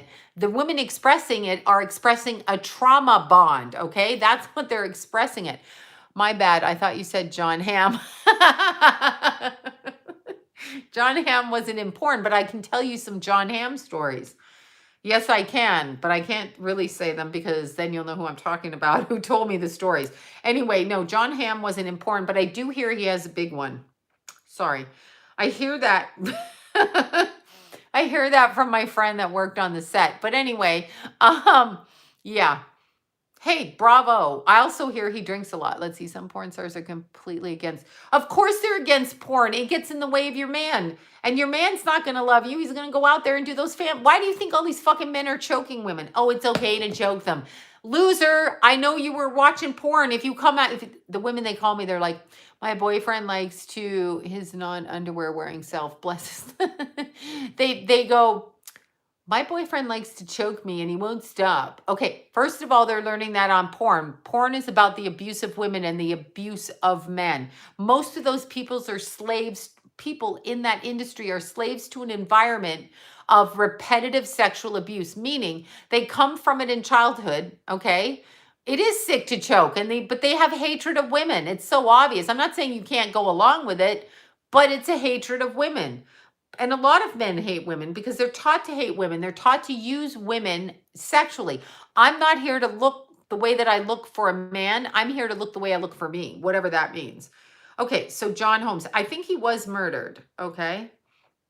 John Curtis Holmes. I'm just looking up on Wikipedia. Let's see. He was a prolific male pornographic film actor. Prolific, mind you. He was a Leo, born in 1944. That would make him 78. And he died in 1988.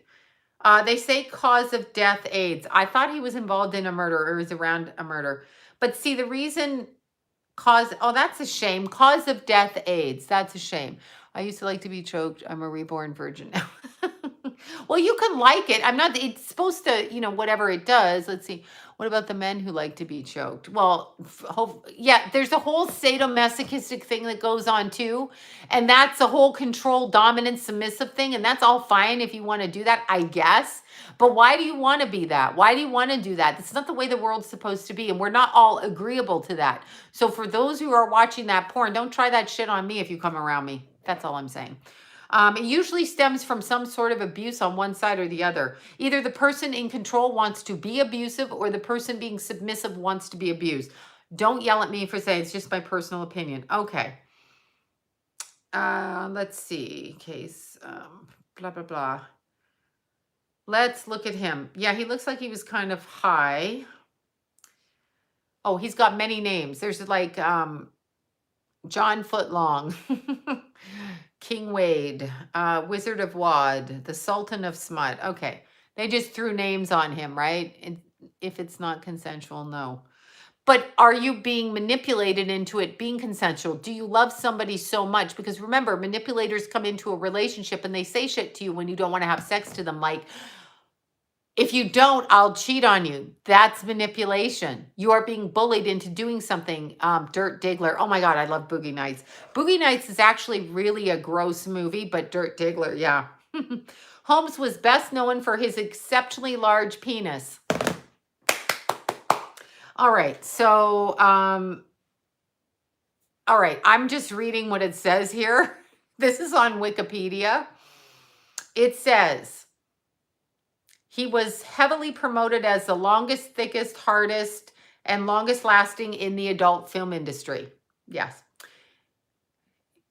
Yeah. Okay. Anyway, however, no documented measurements of his actual size.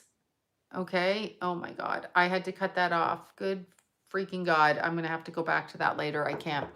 Anyway, something just popped up there. People who choke are very likely constipated on their end. Yeah, I don't want, let's see, home. Oh, he was involved in murders. That's right.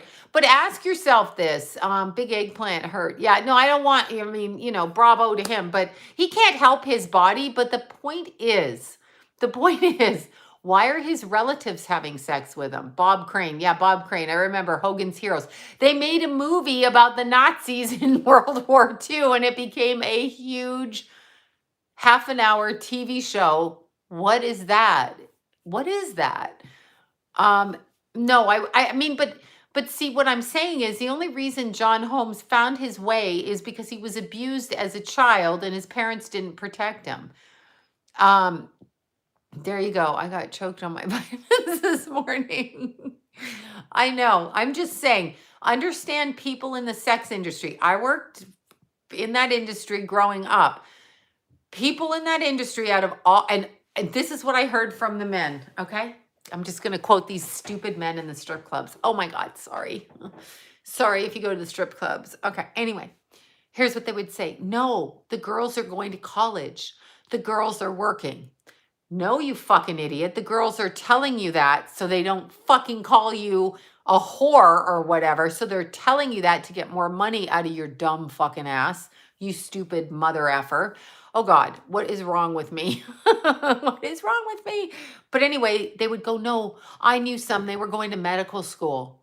They were going, Ron Jeremy. Oh, see them all over town. They go, they're going to medical school. Sure they are. They're making more than a doctor right now. They don't got to go to medical school, you stupid idiot. They don't got to go to medical school. Maybe one in every 3,000 of them. Yes, he was. I did the reading on that one, and it's in Marina's book, his third wife's book. No, but seriously, you're making more money as a stripper when you're 20 than you're going to make as a doctor. Maybe not over the scheme of your life, and you're probably going to be murdered or beaten or in a very toxic relationship. But all strippers are single moms in college. Of course they are. Yes, yes, yes. But when I ran away from home, I was 14 and I was hired. Okay. So they're also underage girls, not since Tracy Lords, but they were underage at that time. And there's no way for you're going to go into the sex industry, period, because you got no other way to make money. And there you go. I am a stripper and I am a single mother. Well, yes, you are, but you're not telling them you're going to college. You're probably working at the club, doing all of that, and look what they did to strippers. By the way, let me tell you what they did to strippers. Here's what they did to strippers.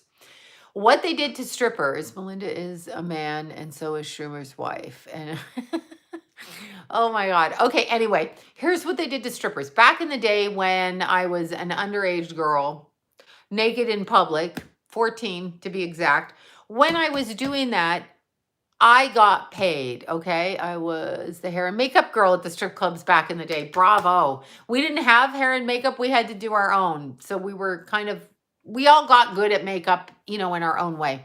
Anyway, yeah, no, you can feed your children. I'm not saying that.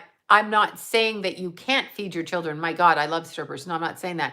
I'm saying the men are so stupid. They are so stupid.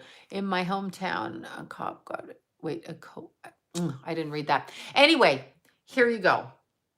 The problem with the industry on a whole from when I was in it, so we're talking 82, 83, okay? I got paid. I made a nice chunk of cash to do 3 shows a day, and then I could do what was called table dances, which means I had to get my drunk ass up on a table in 6-inch heels and do whatever they wanted me to do for one song, whatever it was. Okay.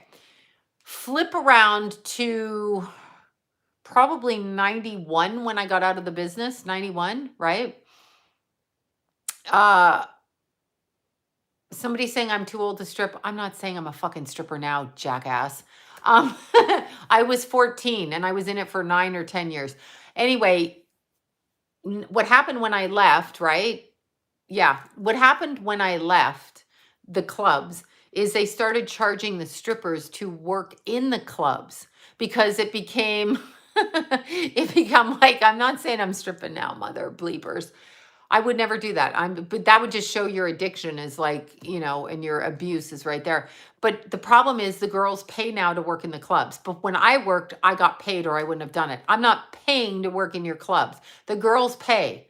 In order to get a spot in the club to make the tips, you have to pay. You're paying, yeah, I can't even. Anyway, you have to pay to work in the clubs. You have to pay to work in the clubs.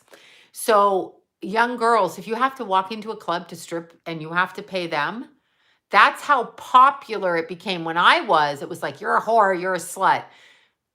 Call me that again and I'll gouge your eyes out. That was my word. What did you say? Because they could always say, well, you were a stripper. Yeah, that's right, bitch. Natural body could do it. That's right.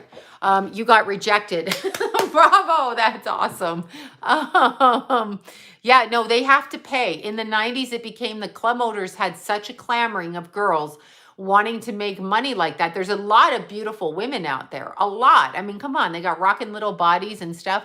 The extra for all for the all nude room, they pay per day. Yeah, exactly. No, but in Florida, they were paying when I left. I think I left in 91, somewhere in there. I got pregnant with Jason. I got married in 91 and got pregnant with Jason he was born in 92, so I was out of it by then. But you have to tip the bar and the house mom sometimes in the club. No, they literally were making girls. No, I'm not talking about tipping the house mom or tipping your bartender or your lighting guy. Lighting guy, most important, by the way. Music guy and lighting guy.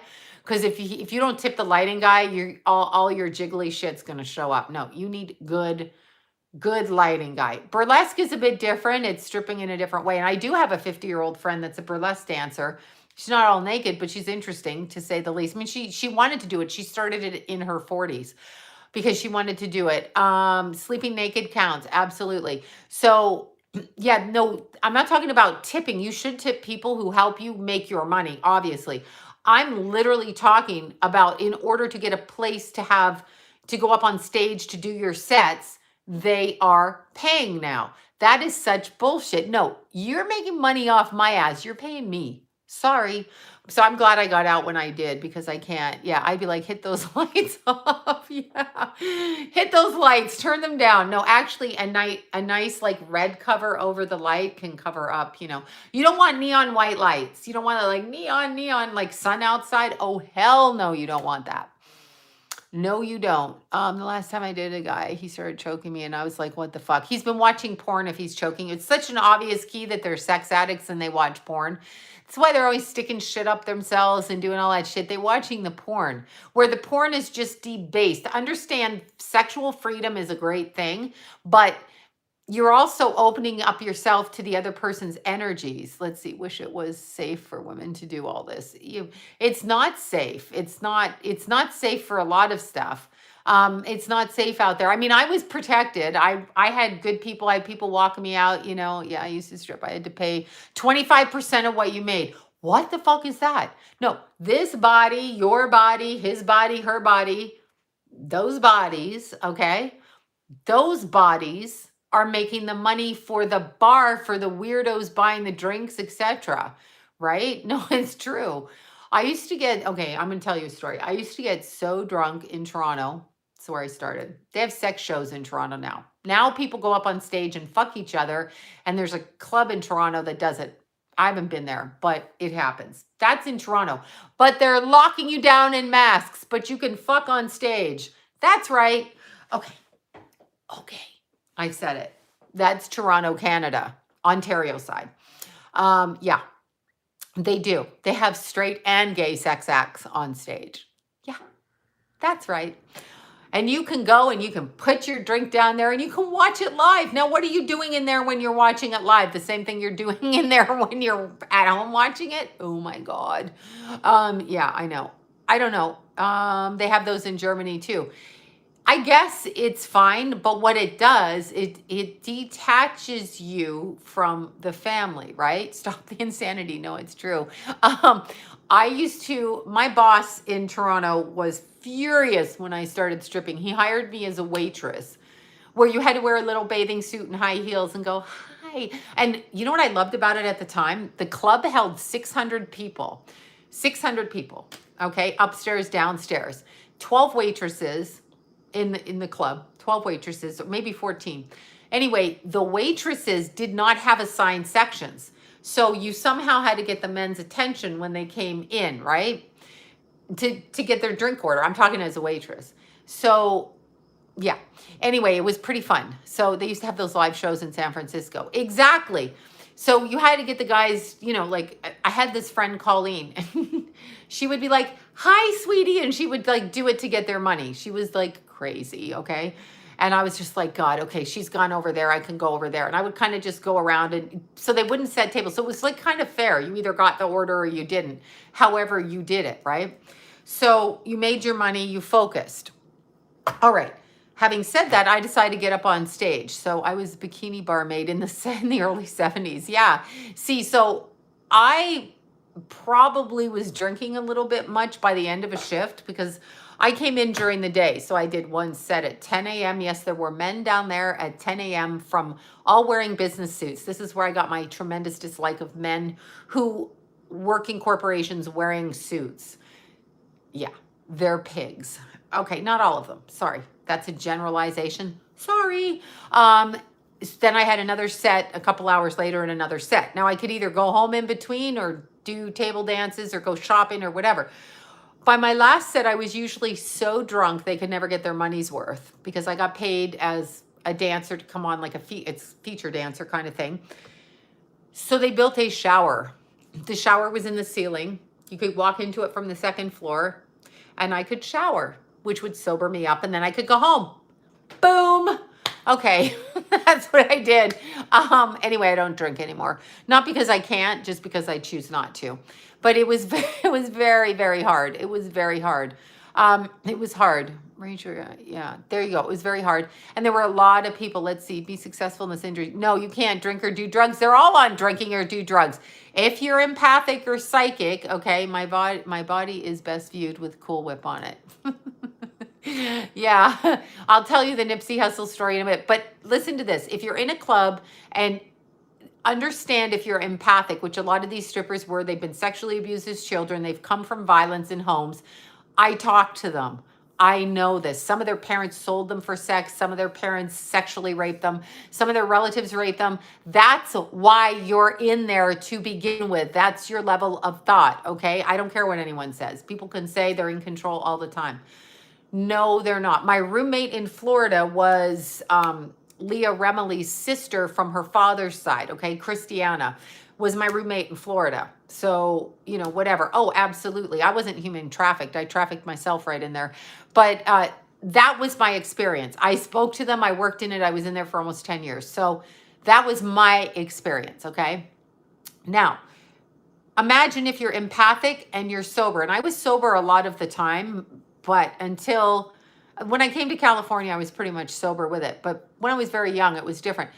But imagine if you're psychic or empathic and you are performing for somebody privately or on stage, and you can feel that energy. Do you think you can handle it as a child? Do you think you can handle what they're thinking? Some want to kill you, some want to rape you, some like you, some are talking to you, some blah, blah, blah. Do you think you can really handle it? I don't know if you can, but I couldn't, and a lot of girls can't. And there's a lot of drug addiction.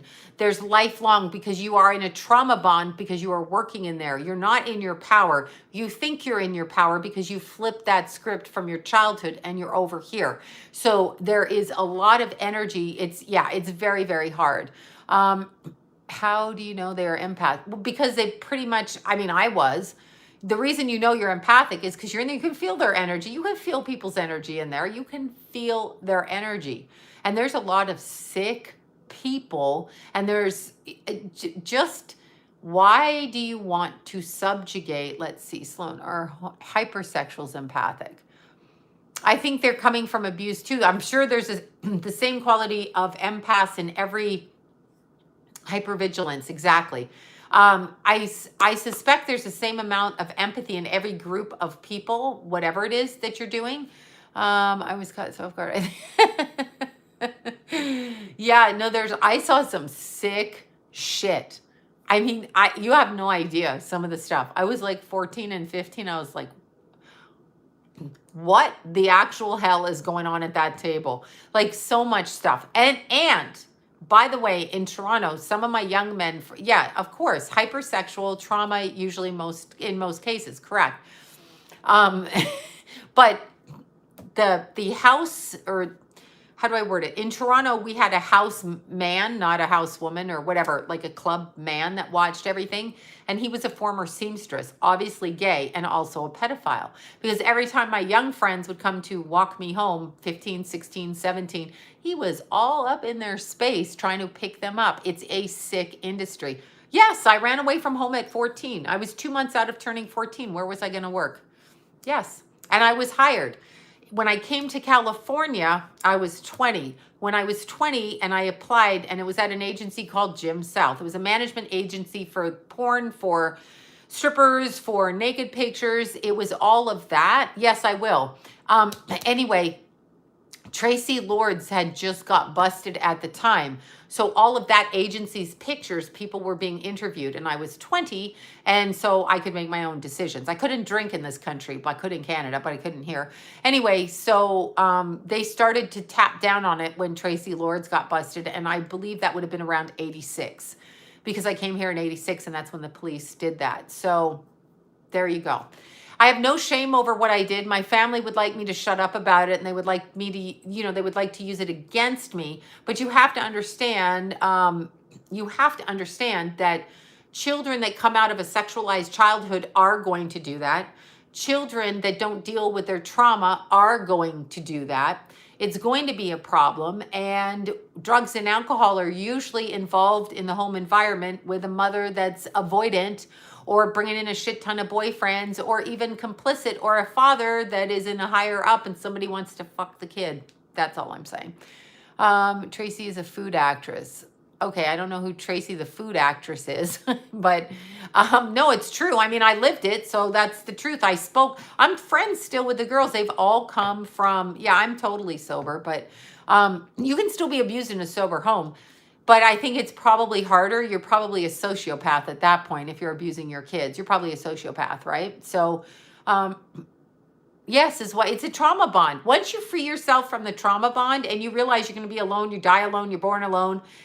Tracy Lords is a good actress, not a food actress. Oh, good actress. Okay. Yeah. Food. I'm like, what does that mean? Is she a food actress now? I don't know what it means. But was it hard to get sober? Not at all. I was athletic. No, not at all. I know Palm Springs is calling me. I love Palm Springs. No, it wasn't hard for me to get sober at all. As soon as I was pretty sober to begin with, but as soon as I got pregnant with Jason, I wouldn't dream of hurting a child. So I wasn't going to dream of hurting a child. I also, in my children's life, which didn't do me any good, but in my children's life, they never saw me drink or do drugs or do anything, because I did not want to put that onto them. So they didn't see that. So people get real mad though. If you don't have that on both sides of the family, the kids are going to go with the more, agreeable side, the one that lets them do shit. So I need to get back into shape. You can get back into shape. It's hard with this lockdown, but you can get back into shape. Exactly. Heard California exit tax. Yes, I have heard of the California trauma bonding. Okay, here's first I got to explain the turmeric. I'm all over the place. Okay. Yeah, no, my kids never saw me do anything because I was not going to have, let's see, but a lot of strippers in Germany are trafficked. Oh, I'm sure they're trafficked. You're forced up there and you're forced to sleep with the clients. When I worked in the bar in Toronto, on Yonge Street, they had the rooms upstairs. So the prostitutes used to come down, talk to the strippers. The strippers would warm the men up. They'd go find the prostitutes at the bar, pay them, and that's how it worked. And I was 14, but that's how it worked. So my opinion of the male species isn't always the best, but, and they're all flawed, by the way, because they look at us differently. No, wait, first, turmeric on your third eye. Get rid of your fluoride toothpaste. Okay. Let me see. What about prescribed medicine? Legit though. It depends what it's prescribed for. A lot of medicine is overprescribed. So put turmeric on your third eye here. Buy turmeric somewhere in the store. It's like a bright orange Indian spice, I guess, is most often used in Indian food. Whip it up with a little bit of water so it's, pasty. Put it right here. where your third eye is. Well, actually, I do it like this. Then it makes a little yellow mark. They probably could use it in makeup, you know. So it does this. Ashley, I know you know what I'm talking about. Little Ashley. I love you, Ashley. Beyond love Ashley. I just beyond love her. Seriously. So you put the turmeric like this here, but mainly here. Do it for 30 days in a row. The reason is the turmeric will pull out the calcification in theory. Also, drink water, okay? Stop using fluoride. Drink water that's purified, not with fluoride, okay? You can probably, yes, you mix it with water till it's like a paste, okay? So it's like a paste. Drinking turmeric, these are all inflammation things. But I haven't used fluoride in my toothpaste for years. Don't do that. Use it without. Use shungite in your water. I used to give it to Keith to drink in his washer. Turmeric charcoal. Exactly. Thank you, Ashley. Absolutely. Absolutely. For your pineal gland. Yeah, no, but it's supposed to draw through the skin. So they say, take turmeric, do it. Let's see, just use water and baking soda to brush your teeth. Very white teeth. I do, but my teeth are not like white like everybody's because I don't whiten them, so to speak. But they are white because I oil pull with coconut oil and I use baking soda. I use fluoridated toothpaste, Tom's, non-fluoridated or Jason's. Shungite stones in your water. Yeah. You got to watch your teeth, but if you carry water, after Keith died, I jiggled this little water jug that he carried and it had the shungite in the bottom to protect. So the shungite, you can buy shungite shower heads or, you can do it that way. It's supposed to, everything you block the energy, 5 to 10 leading causes of death, trauma associated. Of course, drugs and alcohol and obesity and diabetes and all of these things that you do to destroy yourself. I use oh my God. What the hell is it called? That deodorant. You know the deodorant I love. Oh my God. What is it called? Look at my brain is like fried. I use the deodorant with nothing in it. Distilled water is dangerous for human. I'm not distilled, but just not fluoridated. Google it online. Google shungite online. They're about $160. You can also put filters in your house that block out those, one side of my sinuses is always clogged. That's a psychic thing. Native, thank you. Native deodorant. I'm like, the one I'm always talking about. See, my brain's just like, yeah, native deodorant is really, really good. It's very good. I like it.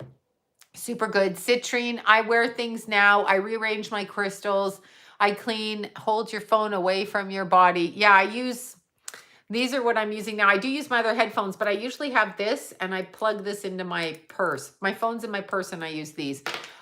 Zinc dioxide is incredible deodorant. Just works so well. There you go. There's so many things. Native. I love Native. I gave it to everybody for Christmas. Everybody got Native deodorant and they got Native body wash. So that's it. Migraines can be all physical ailments can be, understand they put preservatives in our food. They do all kinds of everything to us to block us, everything. We are powerful, but you wouldn't know it from this planet. The minute we're born, we're told we're not perfect. You got to cut on the body. You got to do this. You got to change your hair. If you're a girl, you're not the right kind of girl. Who's setting these trends? Fuck you people. Who's setting, not you people, those people. Who's setting the trends? You got to do this. You got to do this. People like the Kardashians are out there doing stuff. Have you actually seen a picture of the Kardashians before they became the quote famous Kardashians? They look nothing alike. I feel terribly sorry for them. They're not even who they think they should be, or who they think they are. Yeah, they dumb us down. I don't know who they are, but they're not who they are. They're not who they are. Okay, so it's awful. It's really Uncle Harry's toothpaste. I haven't tried that one. No, I haven't watched the Kardashians. I just see their pictures and it's horrible. You know what they're doing? I mean, I don't know. They're filling up. And first of all, I'm going to say this. I feel stripper every time I log on. I feel, stupider, stripper. Yeah, I just shut by the way, I got kicked off of Facebook again. Stage struggling with addiction. Wait, random, but are people that, yes, of course, people on stage have tremendous self-acceptance. I used to have people that these are guys sitting on the front stage. They're sitting on the front stage, okay? And John taught me how to fight back to them, but they would say shit about your body. Like you have whatever is wrong with your body that they thought. And they would sit up there to brutalize you and chatter in your fucking face. So it really actually more fucks your head up, because when you hit, yeah, I was kicked off of Facebook. But here's the thing, when they speak like that to you, right? It only undermines your sense of self. What happens when you have a child or you turn 30 or 40? Right? There's a website. Oh my God. So you've lost your ability through your looks. I did a video on DMX. I did a video. I already put it up there. That's what I did. I did put it up there. I did. Smart girl, Walmart called me crazy. Wait, some girl at Walmart called me crazy walking by me at Walmart. Why? Why did they call you crazy? You know what I say? This is what I say. I know you are, but what am I? And they're like, wow, you're immature. No, don't be sorry it happened to me. It's just the way, it's the business. It happens to all women in the business, especially when there's a woman they can't control. Understand, our society will murder, mock, harass, block women of power. They don't want us. What kind of a society are we where we keep the women down? And I'm not like pro or against women, whatever, meaning I'm not like anti-men per se, but why in our society are the women always the fairer sex, the weaker ones, the ones that need protection? I don't need protection. Oh, listen to me, I'm going crazy. I've never had protection except from myself. I've never had protection except from myself, because if somebody is protecting you, they're also controlling you. They're controlling what you say and do for your own protection and your own good. So why is it they think that we need protection? Never in my life has a man stepped up to protect me per se, okay? They think they are, but they're not. I'm so much stronger than the men in my family. No offense to them, but there's something a woman has when she gives birth, and it's a sense of truth, unless you're one of those hater women that hates other women, and that's usually because you're a troll, because you believe that you need a man to make you happy, so all other women become the enemy. But a strong woman knows and stands in her independence and loves other women and supports other women and does not critique other women and tries to help young women.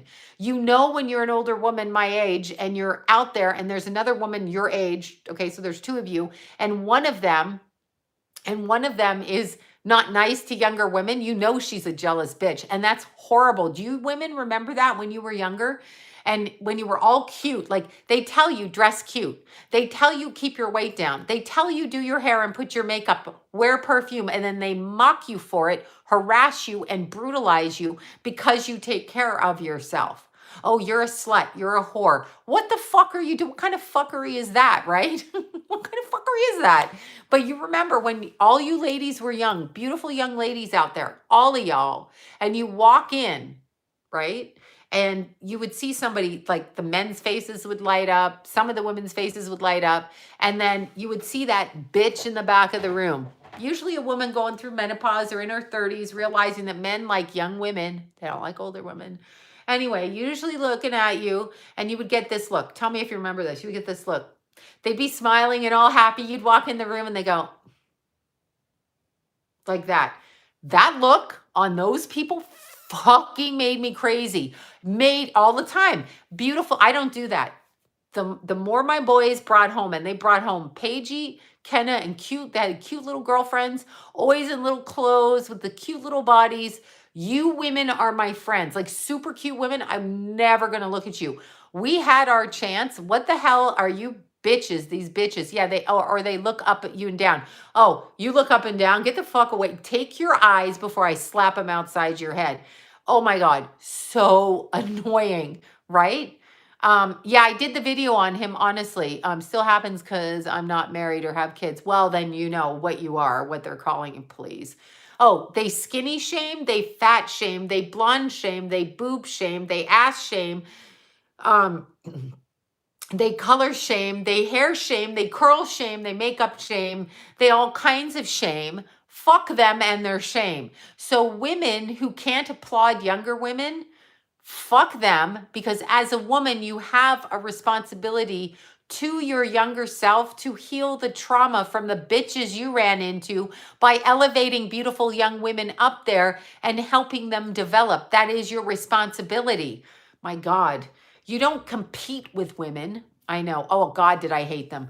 And it's always one, and they're always like, "Hi," and you can tell when I experienced it with. You see, everybody knows.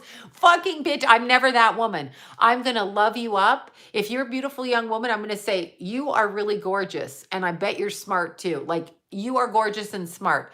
I'm gonna hug Lila. I'm gonna hug Kenna. I'm gonna hug Paige. I'm gonna hug all of the young women my boys brought home. And it was such a pleasure because, you know, one thing my children both did is they picked very well put together, smart, brave. Paige was a, you know, fighter. Ken is smart. They're both psychic and they're both good looking women. And they're both like confident in who they are. And they're both, Ken is a damn good mother. Paige is going to be a damn good mother. She's a good dog mom. They picked beautiful women. All of their other friends that they met after that, also beautiful. Their men friends, beautiful. No judgment. If you have to compete with somebody of your own sex because of an age thing, there's something fucking wrong with you. You're not nice. You're not nice. Yeah, no, they're those woke girls. Yeah, no, it's low self-esteem and they've been taught by their families and men to compete with other women. I am not going to compete with you. I'm never going to compete with you. And if you're going to call me old or you're going to call me ugly or fat or stupid or whatever or whore, if you call me whore, I will scratch your eyes out. I hate that word. Why aren't men called whores? Why aren't men called that? Men are always like, well, she's a whore. Uh-huh. Why aren't you a whore? Who are the men with? Uh-huh. Anyway, yep, I'm too lazy to be, I'm not competing. You can't compete with anybody.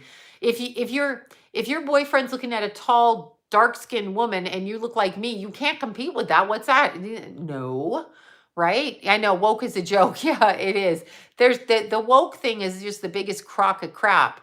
I say, who cares? I don't even think about it. You're very good, but no, I'm saying the young women come to me and it's horrible what's done to them. Secure women are not threatened by their attractive women. No, that's good. Non-attractive or not, exactly, all women. So, they're called themselves, wait, they called themselves pimps. Oh yeah, sorry, pimps. Yeah, sure, you pimp daddy. They ruined it all. Everybody ruined it all, right? Australia, hi. Okay, Nipsey Hussle story. So I did the Nipsey Hussle video again. Only reason I did it is the man was born on my birthday and he was murdered somewhere in LA outside of his store. 33, I believe. That's a number we have, right? That's an, oops. 33 is a number, right? No, I'm not woke. I'm just me. I've never changed. I don't know that I'm woke. I'm probably stubbornly stuck in my ways, but Nipsey Hussle. So when he died, he's born August 15th. So he's younger and he's born on my birthday. So I'm like, okay, I'm going to do Nipsey Hussle. All right. So I did the video, put it up on YouTube, got, yes, master number, exactly, Masons, etc. So I put it up on YouTube. Now I'm climbing in the mountains and I'm going over a waterfall. I always look behind me, I always look in front of me. I go very fast uphill for a reason and one reason only. Why, you ask? Because most people do not have the oxygenation to run uphill. So if I've got to get away from you, I got to be able to run up a hill, not just run on flat ground. You can catch my ass. That's why most rapists and weirdos on hiking hills are by the bathrooms, because it's very little. It's very convenient. So I go up hills, off roads, up rocks, because you ain't going to follow me up there. And if you do, you're probably not very well versed at it, so I can get away or throw a rock at your head, one or the other. Okay, so I'm running. And I'm going up the hill. I've hit the waterfalls. I'm always very awake, but not woke. There you go. I'm always very like conscious of the waterfall because it's like a little path and it's like 100-foot drop. So I don't let anybody around me and I don't move to the outside. If they want to get around me, I'm like, you stay there, I'll walk over here. And I make sure I go over that quick. So I was going up the hill and this kid came down, right? Okay, go watch it. Good. Thank you. This kid was coming down the hill. He looked like he was from Florida, Miami, the way he was dressed. All right. He just looked like that. And he had a boxer dog. So he comes down. I've already crossed over the waterfalls and he comes down and he goes, is this the way to the top of the mountain? And I'm like, no, you're going down. Like you're going the wrong way.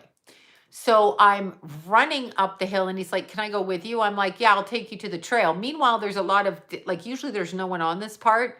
So I'm very aware he's behind me, but I look him in the eyes because I believe if you are scared or confronted by anybody, if you look them in the eyes, they know that you're looking them in the eyes. So I'm letting him know that my power is there. Even, I'm not saying he's going to do anything or not. So we're going up there and he's running behind me. I'm faster than him and he's like, oh, this is fun, you know, and his dog's running. And I'm in my head, I'm just thinking, you know, I got my phone on. I don't have service because you never get service up there. But anyway, we're running up and we go probably 2 miles and then we're hitting another dense part. So we're there and he says to me, so your Nipsey Hussle video, which means he knows who I am, right? He knows who I am because he says your Nipsey Hussle video. And so I stop, I go, do I know you? And he's like, no. And I'm like, then I'm thinking to myself, oh, I just fucked myself, right? So I hate it when I do that. Then he pulls his arm out and he takes his shirt down and he's got a tattoo of Nipsey Hussle right here. Seriously. So I know, I swear to God, this happened like whenever I put the video out, whenever Nipsey Hussle died. It happened literally 3 months after, within 3 months of that. In the summer, it was pretty hot. And I was going up Chantry Flats in Mount Wilson, but that's burnt down now. You can't climb that. And there's a part when you get past the camp and then it's 2 miles of complete like up rocks, up. It's the torturous part of the trail, but you usually don't see a lot of people there. By the time they get there, you know, there's spread out. Anyway, meaning some are ahead, some are behind, but you're not like running through as many until you get there. No, yeah, exactly what happened. So I'm talking to him and he's going, you know, you shouldn't do any more videos like that. You might want to keep quiet. He goes, you know, people can do shit to you and stuff. He's saying this. So I turned around and I'm like, yeah, people can do shit to me. But I've got a distance between us. So because I will usually, if this happens, back myself up against a tree, kind of. So I know the tree's behind me so I can put my legs out and smack them with my legs because that's the strongest part of my body. So that's what I was thinking. Or I'll back myself up to a mountain. This is usually if an animal's coming at me. No, that really happened. I told the story. Maybe it's when I was doing whenever it was. No, it was before the lockdown. So I don't know where I told the story, but I did. Anyway, so we're still running and he's like, yeah, and he's going something. And so I turned around because he was starting to slow down. I didn't want to let him know I was afraid, but I was. So I turned my Instagram on. I'm like, hi, it's Sloan. I'm in the trail. And I turned around and I cannot remember his name or his dog's name, but he was down because we're now going up that 2 mile stretch and I'm going faster. And he's like, oh my God, I'm so tired. Anyway, I turned my phone on him. I'm like, say hi to my people. And he literally had a baseball cap and he pulled it over his face like this. He pulled it down so you couldn't see his face and he went like this. And then he turned around and he goes, yeah, I'm not in as good a shape as I thought. And I'm like, yeah, you're not. And then I'm like, oh yeah, someone's meeting me at the top. And I ran, but I was putting more distance between us. But I had him on there. And even if he broke my phone, even if he did something, it would have gone to my iCloud because he couldn't get in. So it would automatically go up there.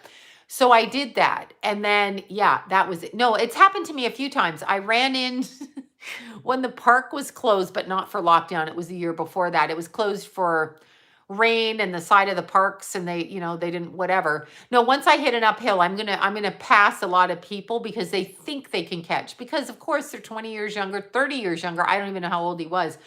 But anyway, yeah, it was very interesting. However, having said that, I was in Burbank and I'd done a story on something to do with CNN on something, but I can't remember what it was. I might've been on somebody's show.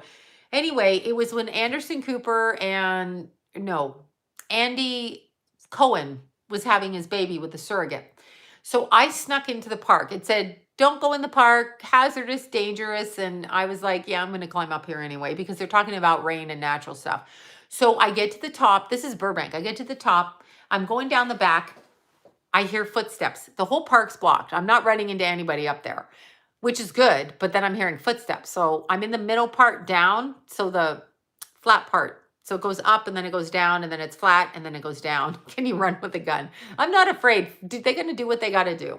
I'm aware, but I'm not afraid. I wish, whatever, wish them luck. But so he's coming down the hill and I can hear he's like wearing boots or something and he's dressed in army stuff and he has a boxer dog. Understand, on the astral level, spiritually, whatever, they can send energy through people with open holes in their body. They can do that, right? And they can send it out so people respond. Anyway, I'm running down the hill and he catches up to me. He goes, "Do you know the way down, whatever, how to get out of here?" And I'm like, "Where'd you come from?" And he's like, "Glendale." I'm like, "Sure, you can run with me." Because I'd rather let him think that. So we're running, it's a fire road. We're running side by side. So I'm okay. The dog's on the other side. I got this, whatever. And he's got tattoos and stuff. So we're talking, and I fucking kid you not, never seen him again. Never seen him. And this is what he says to me. He's running with his dog. He's like, we're talking, and actually he seems like a nice guy. And he's like, "Yeah, my girlfriend just had a baby." I'm like, "Congratulations, a girl or boy?" And I forget what he said. And he's like, "No, it's not mine." I go, "That's even better. You get to raise a baby with, whatever." I thought he was like the new baby daddy, right? Thank you for that. I thought he was a new baby daddy. So I'm like, "Okay." And he's like, "No, I'm not, I'm not, it's not, we're not keeping the baby." I'm like, "Oh, I'm sorry." And he's like, "No, she's the surrogate for Andy Cohen. I just done something with, said something probably slightly offensive about him on something. And this guy popped right into my space. I was so freaked out. I had another 2 miles to go down. And I kept talking to him like, what was it? Wasp spray. No, I swear to God, he said that to me. I kid you not. And I had to run through through the closed parking lot and down. I could have done anything. No, that's a true story. Whenever Andy Cohen had his baby, this guy, and it's the Burbank Trail was closed due to the rains. It might have been sometime in January or February. I really can't remember. But I know there'd been a washout of the thing, but it didn't really wash it out. It washed a couple of areas out, and you wouldn't. Yeah, I was like, "Fuck me, what's this?" So I'm talking to him and I'm like, "So how's your girlfriend recovering?" I'm doing all the conversation, about it. And when I went down there, he told me his name and everything. I'm like, "Oh my God, what time is it?" And he looks at his watch. I'm like, "Shit, I'm late. I'm late. My ride's on the other side." And then I just ran down the cement and down through the golf course and around and got in my car. I was like, whoa. They show up with a dog, but these are people that are sent. Yeah, it was funny. Thank you for that. Yeah, that's horrific. But anyway, yeah, it was interesting. He literally said his girlfriend was a surrogate. Do I know that or not? No, but he randomly says this to me. Randomly. That stuff happens all the time. But see, that's the beast system trying to threaten you with situations in your life. Okay, so they're going to do that every time. You have to be prepared. Any human, oh my God, I know. Thank you for that. Thank you so much. What do you make of that guy showing up? I'm assuming it was a threat. It was a veiled threat. They're letting me know that they can find me anywhere and show up. That's what they're letting me know. They're just letting me know that I'm easy to find. When Keith died, they let me know that, because I told you, one of the police officers said to me, "It's a spiritual war." Well, that's a satanic comment. The other side is letting me know it's Luciferian comment. It's a beast. I'll call it a beast system. That comment right there is tapping into my conversations and letting me know and making it. In other words, I can intimidate you by saying something that triggers you. Put it that way. That's what they're doing. No, I'm not afraid of anybody. I'm not. I'm sorry. I'm not going to carry shit around. I mean, in my house, I'm armed, but I'm not going to carry stuff out there. I'm not, I used to go hiking through Palm Springs for 5.5 hours in the complete dark by myself carrying a box cutter. Here was my motive that I would tell people. They're like, "Do you carry weapons?" I'm like, "No, just a box cutter." They're like, "What?" And I'm like, "Yeah, they're fucking with you from the astral. They can hear you. You're on the mic the entire time. The entire time you're speaking, psychically talking, whatever. They're out there listening, whether it be the government, entities, evil, whatever. They can hear you. People are dumb who think they can't. Okay, you want to mock me? Go ahead and mock me. But no, I'm not afraid. I'm never afraid. I don't really care. Fucking do what you got to do. That's what I say. If somebody says something, I'm like, "Go ahead, do it. Do it." Let's see you do it. You'll be doing me a favor. Do it. And they don't like that. Okay. I'm not high on weed, but yeah, especially if you were high on weed. Oh, especially if you are high on weed. Exactly. But the interesting thing is I went through Palm Springs with a box cutter. That's when I met David's brother. He popped out of a rock 4 hours into it. And he's like, "What are you doing here? It's pitch black in the middle of the night." And I'm like, what are you doing here? Why are you here? He's like, but you're a girl. And I'm like, but you're a guy. This is how I talked to him. I was terrified. And then he's like, well, you should stick with me behind me. And then he asked me to follow him. And then he said his brother would pick us up. And that's how I met David. It was the greatest connection, but it was pretty scary. But the box cutter, I mean, remember on 911, it was taken over by box cutters. People with box cutters totally took those planes out. So I'm like, a box cutter should be all the weapon I need. Why do we even need guns? I don't know. Yeah, so there you go, right? All right, you guys, let me see. They let your TV stay up because they want to watch. Yes, maybe that's it. Well, I don't really say anything that bad. I'm not, these are true stories. What are they going to say? I can't say my true stories. This shit happened. This shit literally happened to me. And before Keith died, I got death threats. And after Keith died, it was put on Crazy Days and Nights that it was possibly a hit due to my mouth. So once you kill my child, if that's actually what that was, okay, or you, because remember, they can orchestrate it, they can control it, they can cause people to drive in, they can do all kinds of things. If that's what it was, you're not going to shut me up. I'm going to continue to speak until we're all dead. And then people are going to speak behind me. So bring it on. That's what I told my family the day that Keithy died when I walked back in the house. I'm like, be prepared because I'm not shutting up. That's what I said. Thank you so much. Thank you so much for that. Yeah, I know they took as if the planes went down for box cutters. Yeah, well, they mark you. They're not marking me. It's not, I don't know if they're marking me, but they don't want you to talk about, you know, child trafficking, child selling. And I don't think they wanted me to talk about Anthony Bourdain's death, Chris Cornell's death, Kurt Cobain's death, because these are all particular things. And they will put their people to show up in your space to let you know that they know how to find you. And they may know how to find you. And I still don't care because in the end, when I die, they don't have control over me. God does. So that's it. And I don't care, you know, whatever. Whatever you're going to do, do it. And they do it. People end up dead. Look at DMX. DMX died. DMX tried to correct his soul path. I did get that very strong. He was trying to correct what he did. As soon as he went to correct it, they just took him out. They were not going to tolerate him, but it doesn't mean he's not with God. So there you go.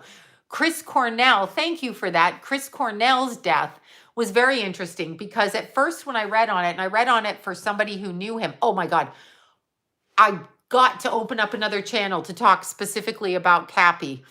Absolutely. Absolutely to talk about it. Absolutely.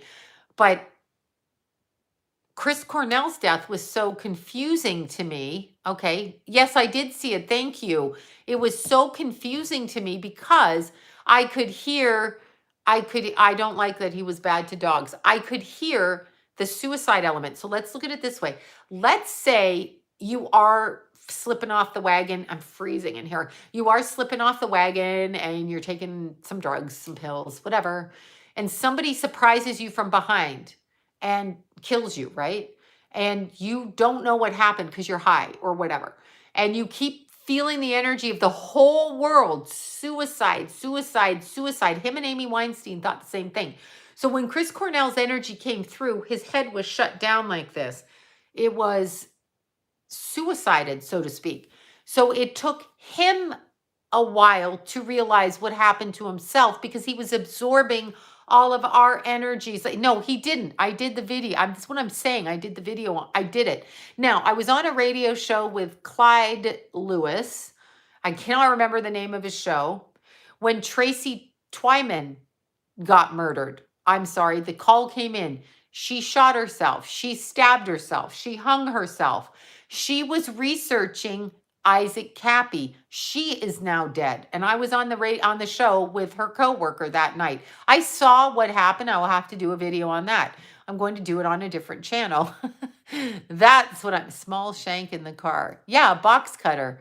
I'm not even worried. I'm really not worried. I trust, I'm not worried.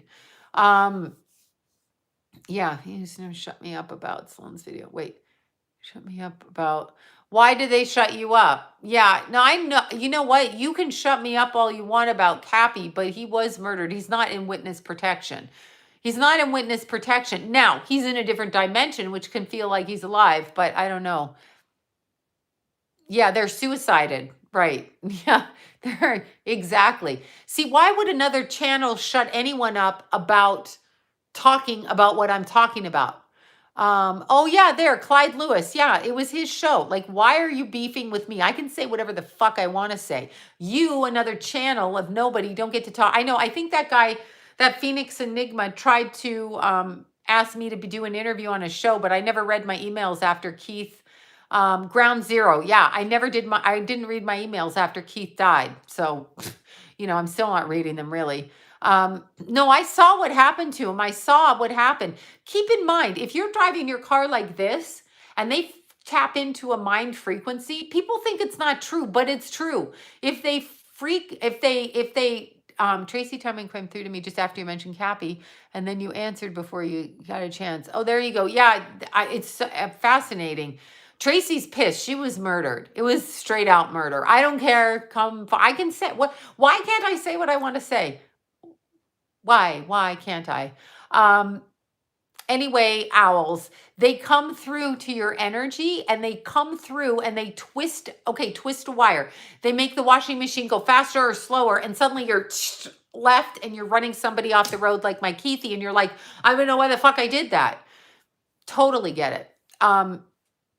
Yeah, wait, this is why people need to do prayers. Oh, so much so. And remember, who you let into your life can be a huge problem. If there's drugs involved, big problem, because the energy around drugs is demonic. I don't care what you say. I know that people make a shit ton of money, but they're making a shit ton of money off the degradation of other people's souls. So with that comes a responsibility to whom and what you're selling out there. It comes right back on you. People who don't think that's true, it is true. It is true. You may not die, but you may have a kid that dies. You may have a parent that dies from it. Your kid's kid may die from it, and it may flash back right to what you did. No joke. Drugs are demonic. They open the body's soul. Another thing I wanted to say, which I was just doing a TikTok on, another thing I wanted to say with the whole TikTok thing, with the whole no, weed is the same. It opens you onto the astral levels. There's no good or bad drug. There's drugs that help medical conditions, and used in moderation are fine. Leave it at that. Okay, leave it at that. Don't argue with me why marijuana is so good. They've legalized it all over the country and it's government run. Why? Ask yourself that. Why? What are they spraying on it? Why? If they can't get you this way, they want to get you that way. Don't kid yourself. Anytime the government's involved in anything, it's not good for you. It isn't. I don't care what you say. It helps on everything. That's super awesome. I'm not saying it doesn't. But what I am saying to you is, if the government is okay, you better check it, right? Dumbing everybody down. Ottawa, Ontario, Canada. Okay, so anyway, I wanted to say, what did I want to say? I was like, oh yeah, all of these people, and I'm going to get a lot of hate mail. I'm not talking Native American people who probably know what they're doing. All of these people that say, I can heal your childhood trauma, just come do ayahuasca, come do this. That is pseudo-psychic work. Pseudo-psychic. LSD is a pharmaceutical. Do you really want to take it now? Yes, the trauma opens up portals in your body. That's why they sodomize everybody. Okay, sorry, I said that word. But when you're looking at ayahuasca, licking the toads, free the toads. Stop tying those toads up and scraping that poison off their backs. The toads need to be freed. Free the toads, free the toads. Why are we licking frogs and toads? Stop that. Stop that shit. It's crazy shit. You won't eat a hamburger, but you're going to go lick a toad? Okay, any drug you put into your body to obtain spiritual awareness is trickery. I know. Free the toads. God. Anyway, it's trickery. You should not have that kind of thing. It's trickery. It is trickery. Honest to God, it's trickery. Makes everyone hell whether. No, I totally get it. If you do it, you do it. You have a different belief system.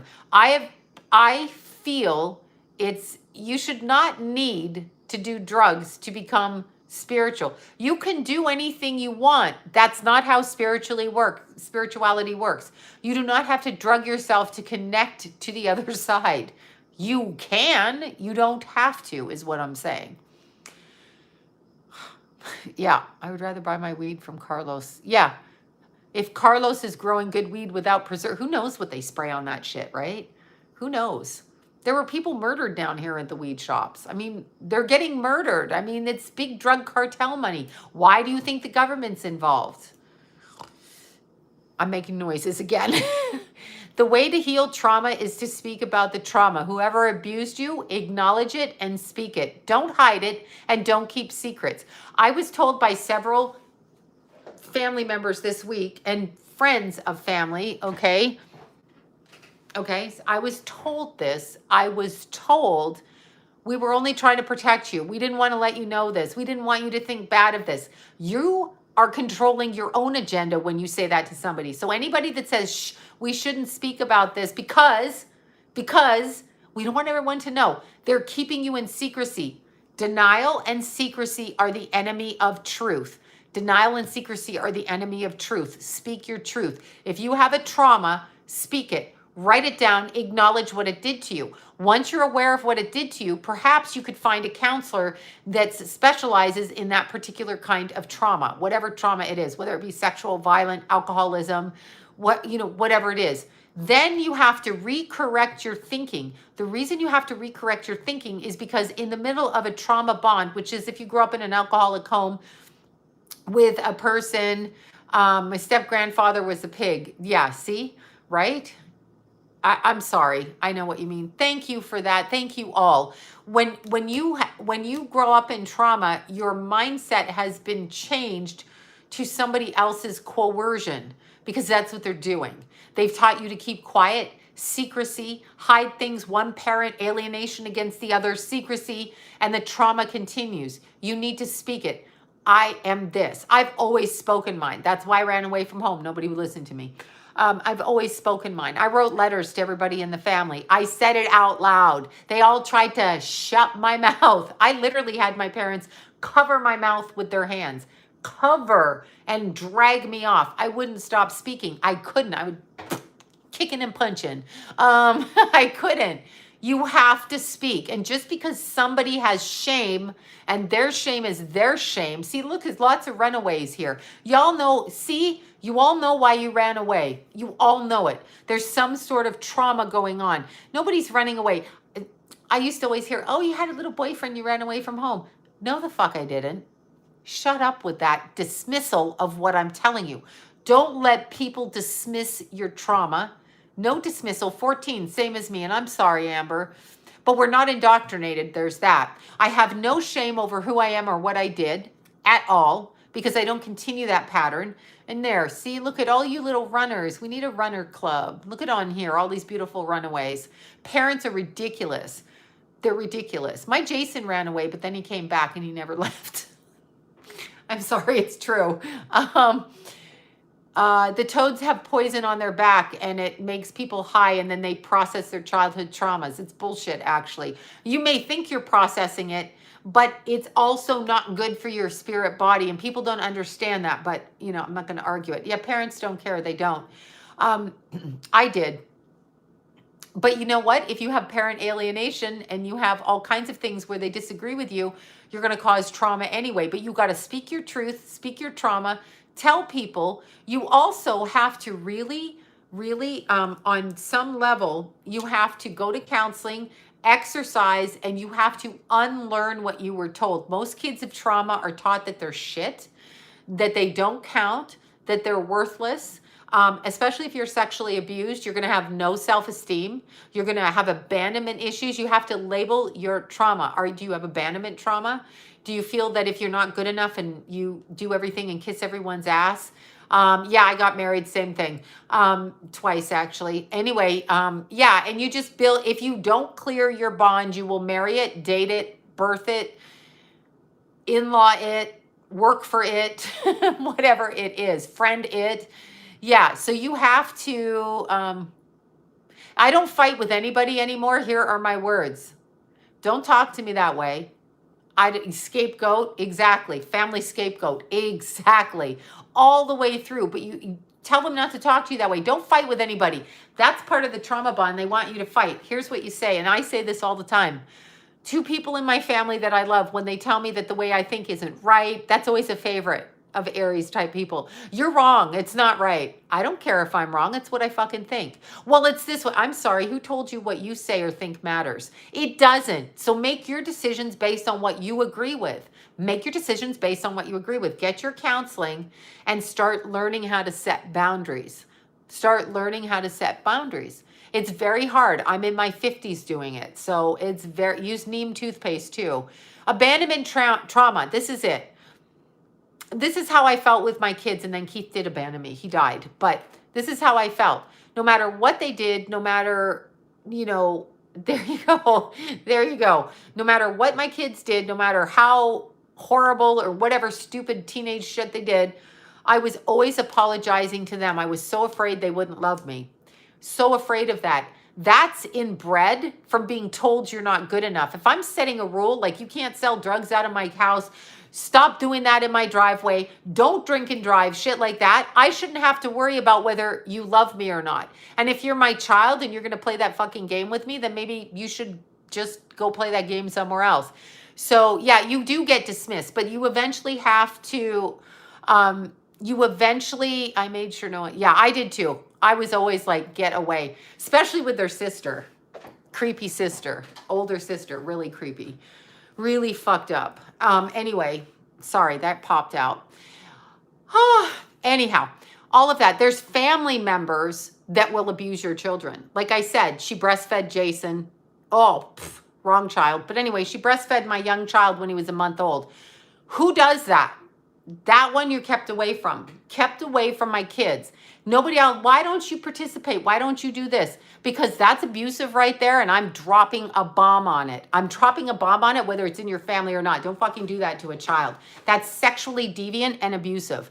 And it happens all the fucking time, all the time with family members. They get away with it. Okay, being a phantom in the family and popped up again. Exactly.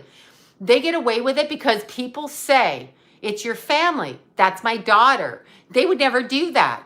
Yes, they would. Yes, they have. And yes, they did. You know why? Because so many kids are sexually abused. Yeah, it is gross. It's totally gross. And she still smiles like she's fucking, and she's raising her own children. Good luck to them. Anyway, I kept my kids away as much as I could. I banned it. I literally banned it. I banned it, and I know why I did it. You're not going to do that. You're not going to undermine the parent in front of them. You're not going to do that either.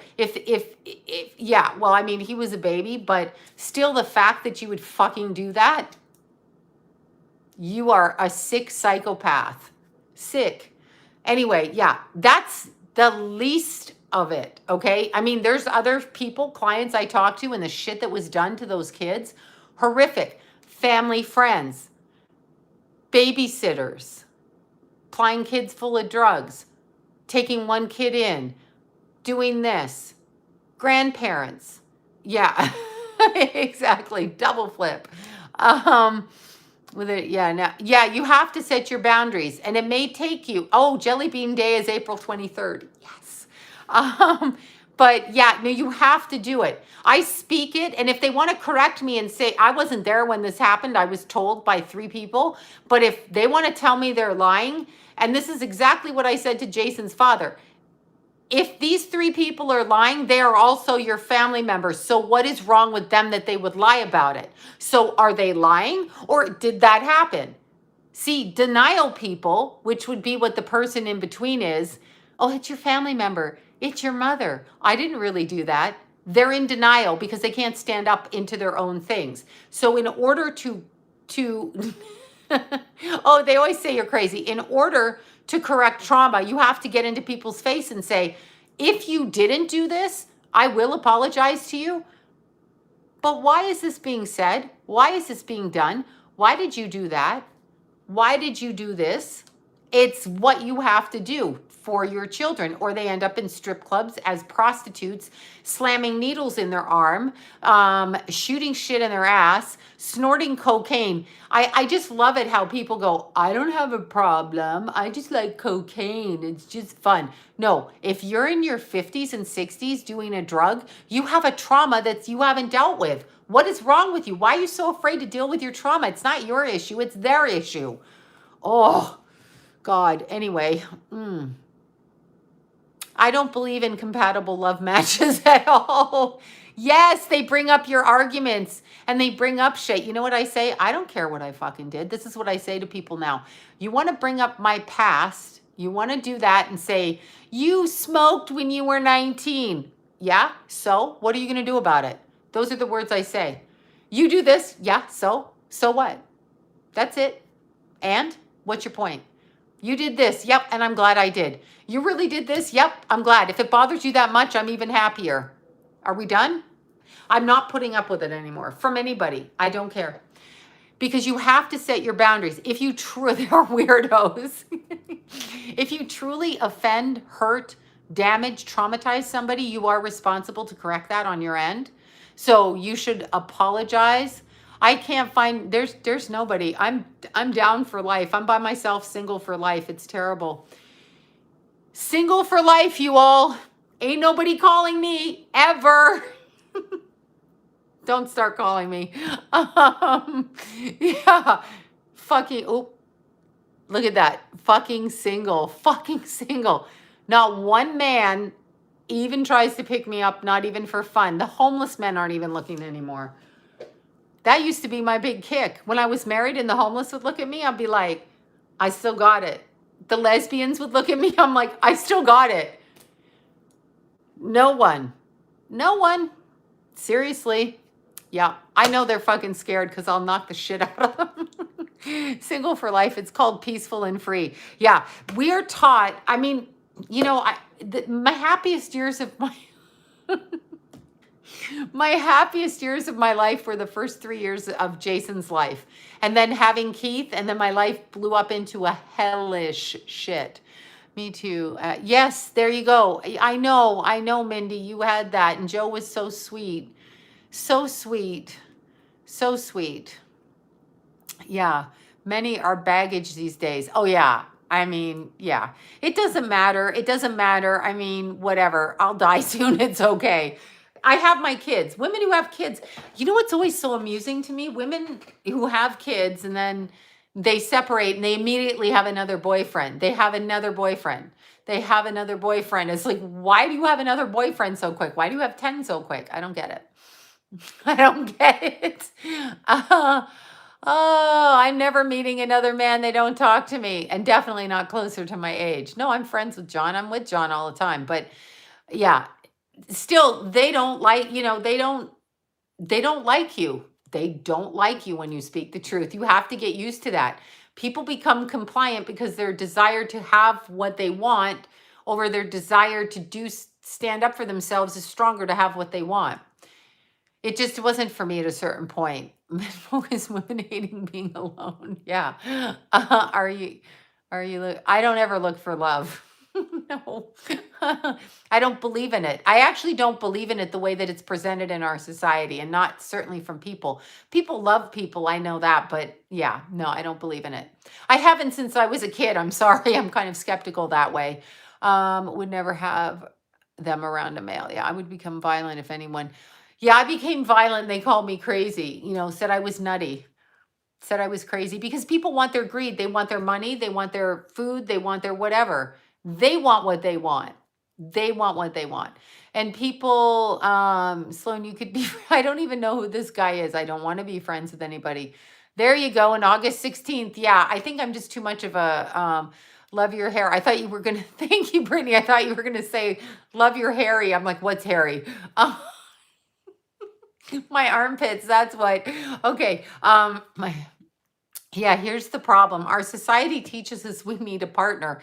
And I think of love more as a conceptual thing, loving mankind, loving all people. I don't think you can love one person in a relationship for years on end. It just doesn't work because they want to bend you to their way of thinking. And somebody becomes subservient to the other person. And it's just the way it is. As a mother, when I had kids, I rocked the boat, but I was never going to separate, leave, or divorce because I had 2 children. And men are always stronger and will fight, at least in my life, with more money, more power over me with my kids. Never would I leave. That's where I was compliant. I had my children. So no matter what you did as my husband, whatever it was, it didn't matter. You could smack me in the face. I wasn't leaving you because I had my children. It didn't matter. And I'm not joking. I would never leave my kids.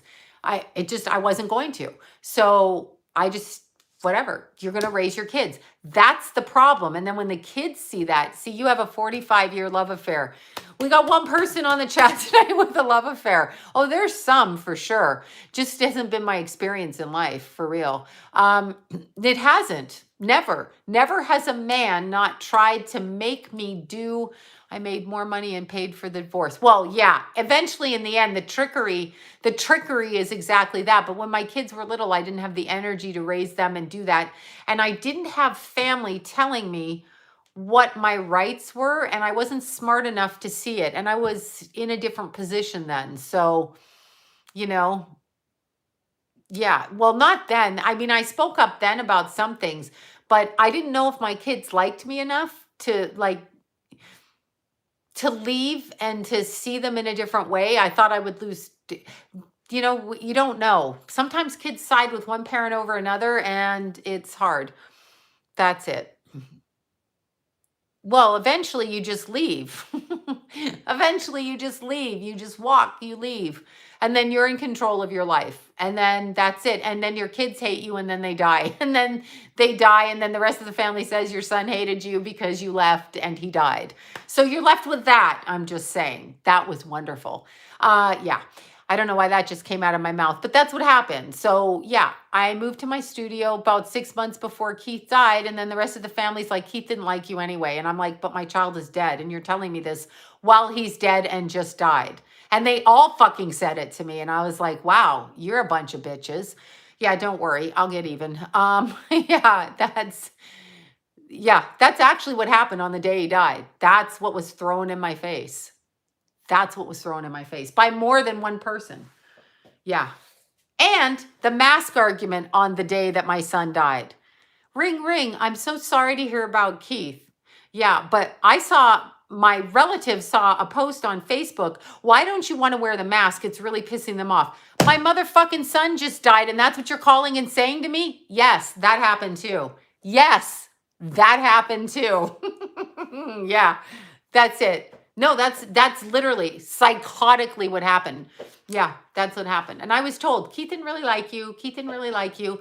If it wasn't for but that's what I'm saying. That's why I stayed with my children. I stayed with my children. This is the trauma from childhood. I never left my children. I allowed myself in situations around my children.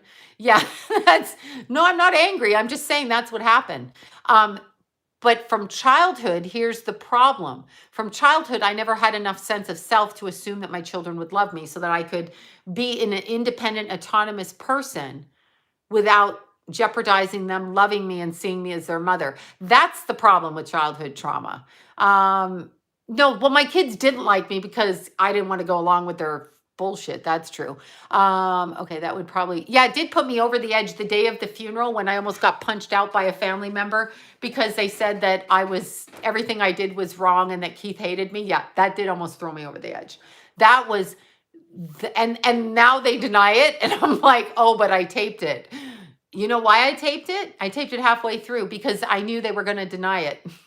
Oh, Kenna and Paige were the ones that actually were very kind to me. I'm not deeply hurt by it, and I have no idea whether my kids did love me or didn't. They didn't really speak that way to me. That's not how our house was designed. It was designed one way towards the 3 men and not with the women or the 1 woman in the house and Tulip. Keith loved Tulip, but it wasn't designed that way. But it's interesting I have no idea. I'm telling you, I have no idea. I raised Jason, well, he's still here. He's 28 and Keith was 24 and I couldn't tell you. I hoped that they did, but I have no idea. Dogs always kick you when you're down. Yeah, it was fascinating. It was fascinating to watch. And I remember thinking, I was so numb. This is where I was lucky. I remember thinking if I'd have had a gun, they'd have gotten a bullet right through the middle of their forehead. And I remember speaking at Keith's funeral, and there was a family member in front of my face yapping from the front over here. And I had to actually, it was, I think it was Lila that was speaking. And I was standing beside Lila, and I remember just looking, and I so wanted to assassinate that person that I had to look over here because I couldn't understand why they were there. And it was so offensive to me that I was like, I can't believe that this person is even speaking to me while I'm trying to. I was standing beside Lila, I think, and she was trying to get attention as if she cared when she doesn't care. I can't even. Anyway, at this point, I'm not mentioning names, so nobody should be offended. But it was so offensive to me at that time that I just remember thinking, I'm going to gouge your, like, I literally had to turn my head. And it was the first time in my life that I never reacted with any emotional response whatsoever at all in any way. And I shocked the shit out of myself because had it been 5 years earlier, I'd have stabbed her. But I was like, oh my God, oh my God. No, I couldn't. It was about Keith. They were trying to take the attention away from that. It was about Keith. This was key. It was, I don't even know what to say. And people don't notice it around because they're not in the midst of that. They don't know. So you can see something and not know what you're looking at because you're not privy to the behind the scenes information. I was like, oh, no, it was almost over. It was almost overwhelming. I was like, but I stood there and I actually turned my head and put my eye focus over that way from this way with my hand on Lila's head as she was speaking. That's what I did. No, it took every ounce of strength. And then I remember as I'm going on a rant, a personal rant that probably no one cares with or cares about, I thought after. So we're talking after all the people are there and all the cute, cute Keithy's friends and parents that I haven't met, and some parents who I know who they are and what they're doing, and they don't fool me. And then there was, other people that I hadn't seen in years, and little friends of Keith's that I hadn't seen for quite some time. They were in school and whatever. And so they were all, how you talk after that. And the preacher was there, and then my friends were there. And I was just numb. I mean, it was horrific. And I was just numb. And I was talking to whomever I could talk to. God knows what I said. I don't even know what I said. But it was interesting because as people left, family trolls, this little bitch started talking all about Keith's brother and put all the attention sideways over here. And it was like, excuse me, it's about Keith. You're not doing this again. See, the reason she wanted to distract attention was because it was about her and she wanted to take it away from Keith. And I noticed very well. And then John got on my ass, to which I said, shut up and get in the car. Just shut up and get in the car. Shut up and get in the car and don't tell me how to speak. And so that's what it was. I have no idea. I'm telling you, at the time that he died, I have no idea. Nobody was speaking to me really in the family. They were not. They were and they were not. They were acting angry at me, telling me things. And so I had chosen to become independent at that time. That is what I am saying. I have no idea. This is the problem. You really have to speak to people because you could drop dead because some fucker runs you off the road and you're dead, right?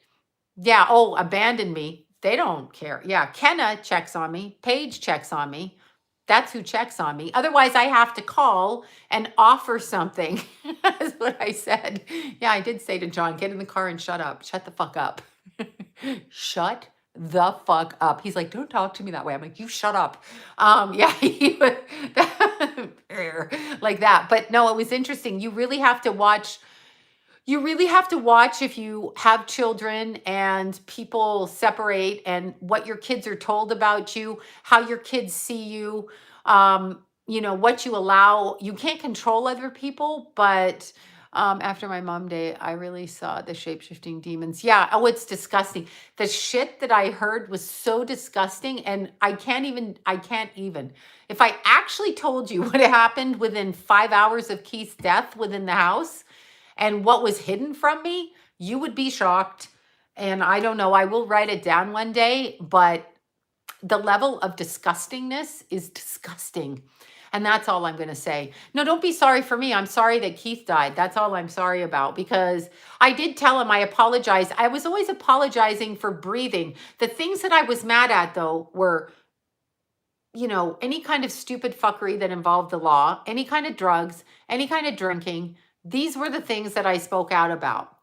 You're not drinking, you're not selling drugs, you're not doing this, you're not doing that, stop doing that, those kinds of things. I never said like, you got to do this for a living or you got to do that. Never anything like that.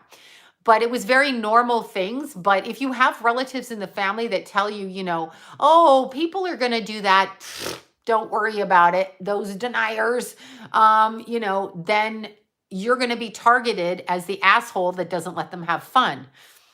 And if you decide to leave your marriage, ladies, come out here and tell me you're going to be called a whore. And it's always because you're having an affair. Even if you're not having an affair, they're going to tell your kids that. Your mom's a slut. She's seeing somebody.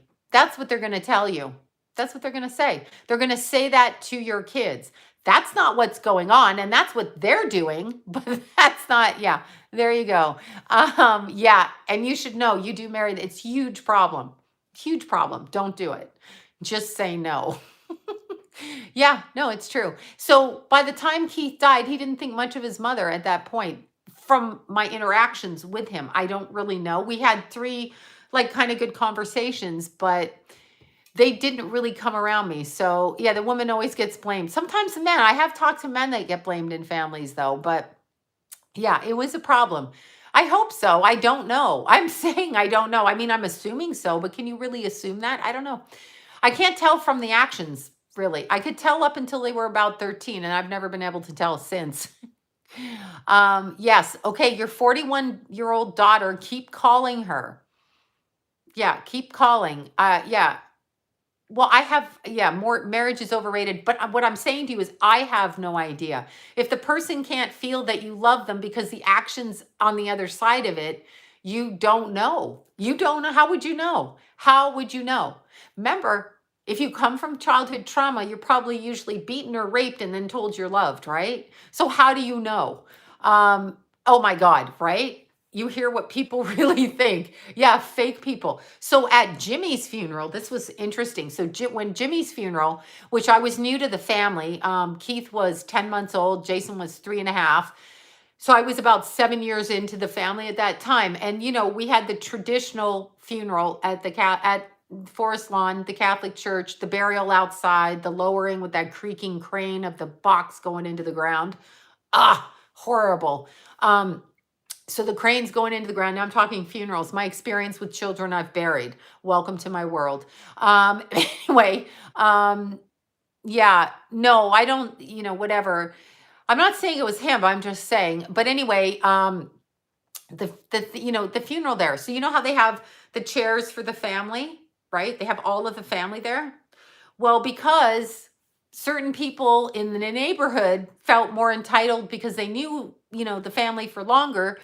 Somehow everybody sat down in a chair, but I didn't get to sit next to John during the funeral. So Keith and I had to stand, backwards because some neighbors were up John's ass at the funeral, which I shouldn't really say, but there was not a chair left for me. There was only one person that noticed that. It was a very weird thing. There's only one person that noticed that, and it was another person in the family that was always thrown out of the family. It was very interesting. It might have been an oversight. And all I can remember from that funeral is Svetlana coming down and taking Keith out of my arms because I think Keithy was going to start crying or something.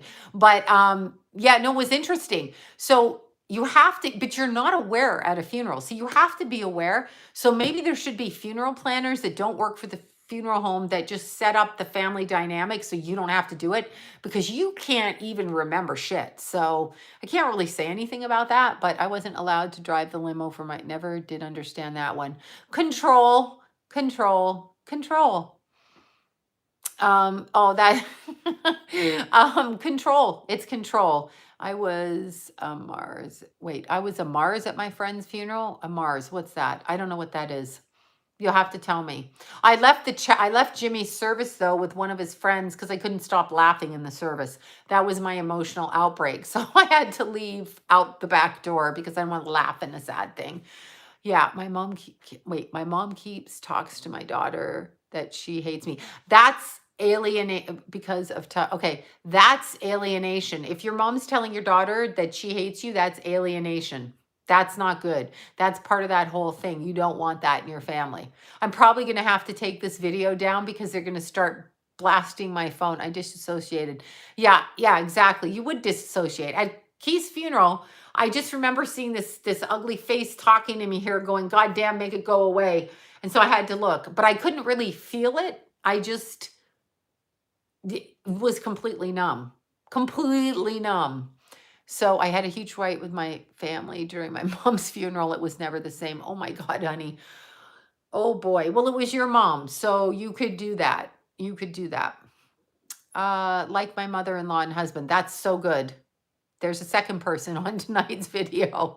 Um, yeah, it was, I wrote a video on DMX. I mean, did a video on DMX. Yeah, I don't know why things happen the way they do, but what I do know,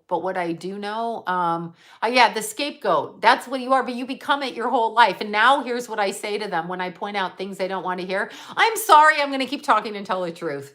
Sorry. Let's see. I was never oh, of course you were never told the truth about your birth mother. Of course, because they hide that. My cat went missing yesterday. Yes, she will return. It's a new moon. She'll come back. She went out to explore. It's a new moon. It's good timing for that. Okay, you guys, I think I've told enough family secrets to get myself shot sometime. Why are people gay? Because they like dick? I don't know. Oh yeah, I'm going one way with that. I don't know. They like, the vajayjay or the wee wee. I don't know why they're gay. It can be a choice. Some people come in that way. It's actually very few karmically. And some people have a hard time letting go of past lives where they were, well, Keith introduced your new humans. Yeah, I know. I loved my son so much. So it's very unfortunate it ended like this. Yeah, it's very unfortunate. I didn't want bad for them and I wasn't going to condone bad behavior. I will never condone bad behavior on somebody that I love. If you're doing something shitty, I'm not going to just turn a blind eye and act like you're not. I'm going to find out what you're doing. I'm going to call you on it, especially if you're my kid or my grandkid, Lila. That's it. That's what I'm going to do. But I mean, it's just, whatever, right? Hello. Okay. Don't be sorry. I'm fine.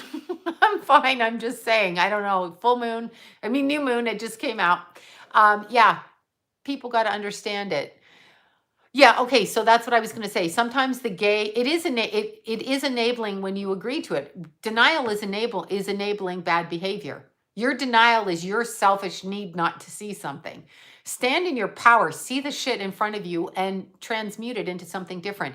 Okay, sometimes gay people come in because they don't let go of the past life as a female. And so they agree to come in as a man, but they still want to be a female. It's like if you wear your favorite fuzzy slippers and then you're like, someone says, here's the new slippers. And you're like, I don't really like the new slippers. I like the fuzzy ones. It's the same kind of thing.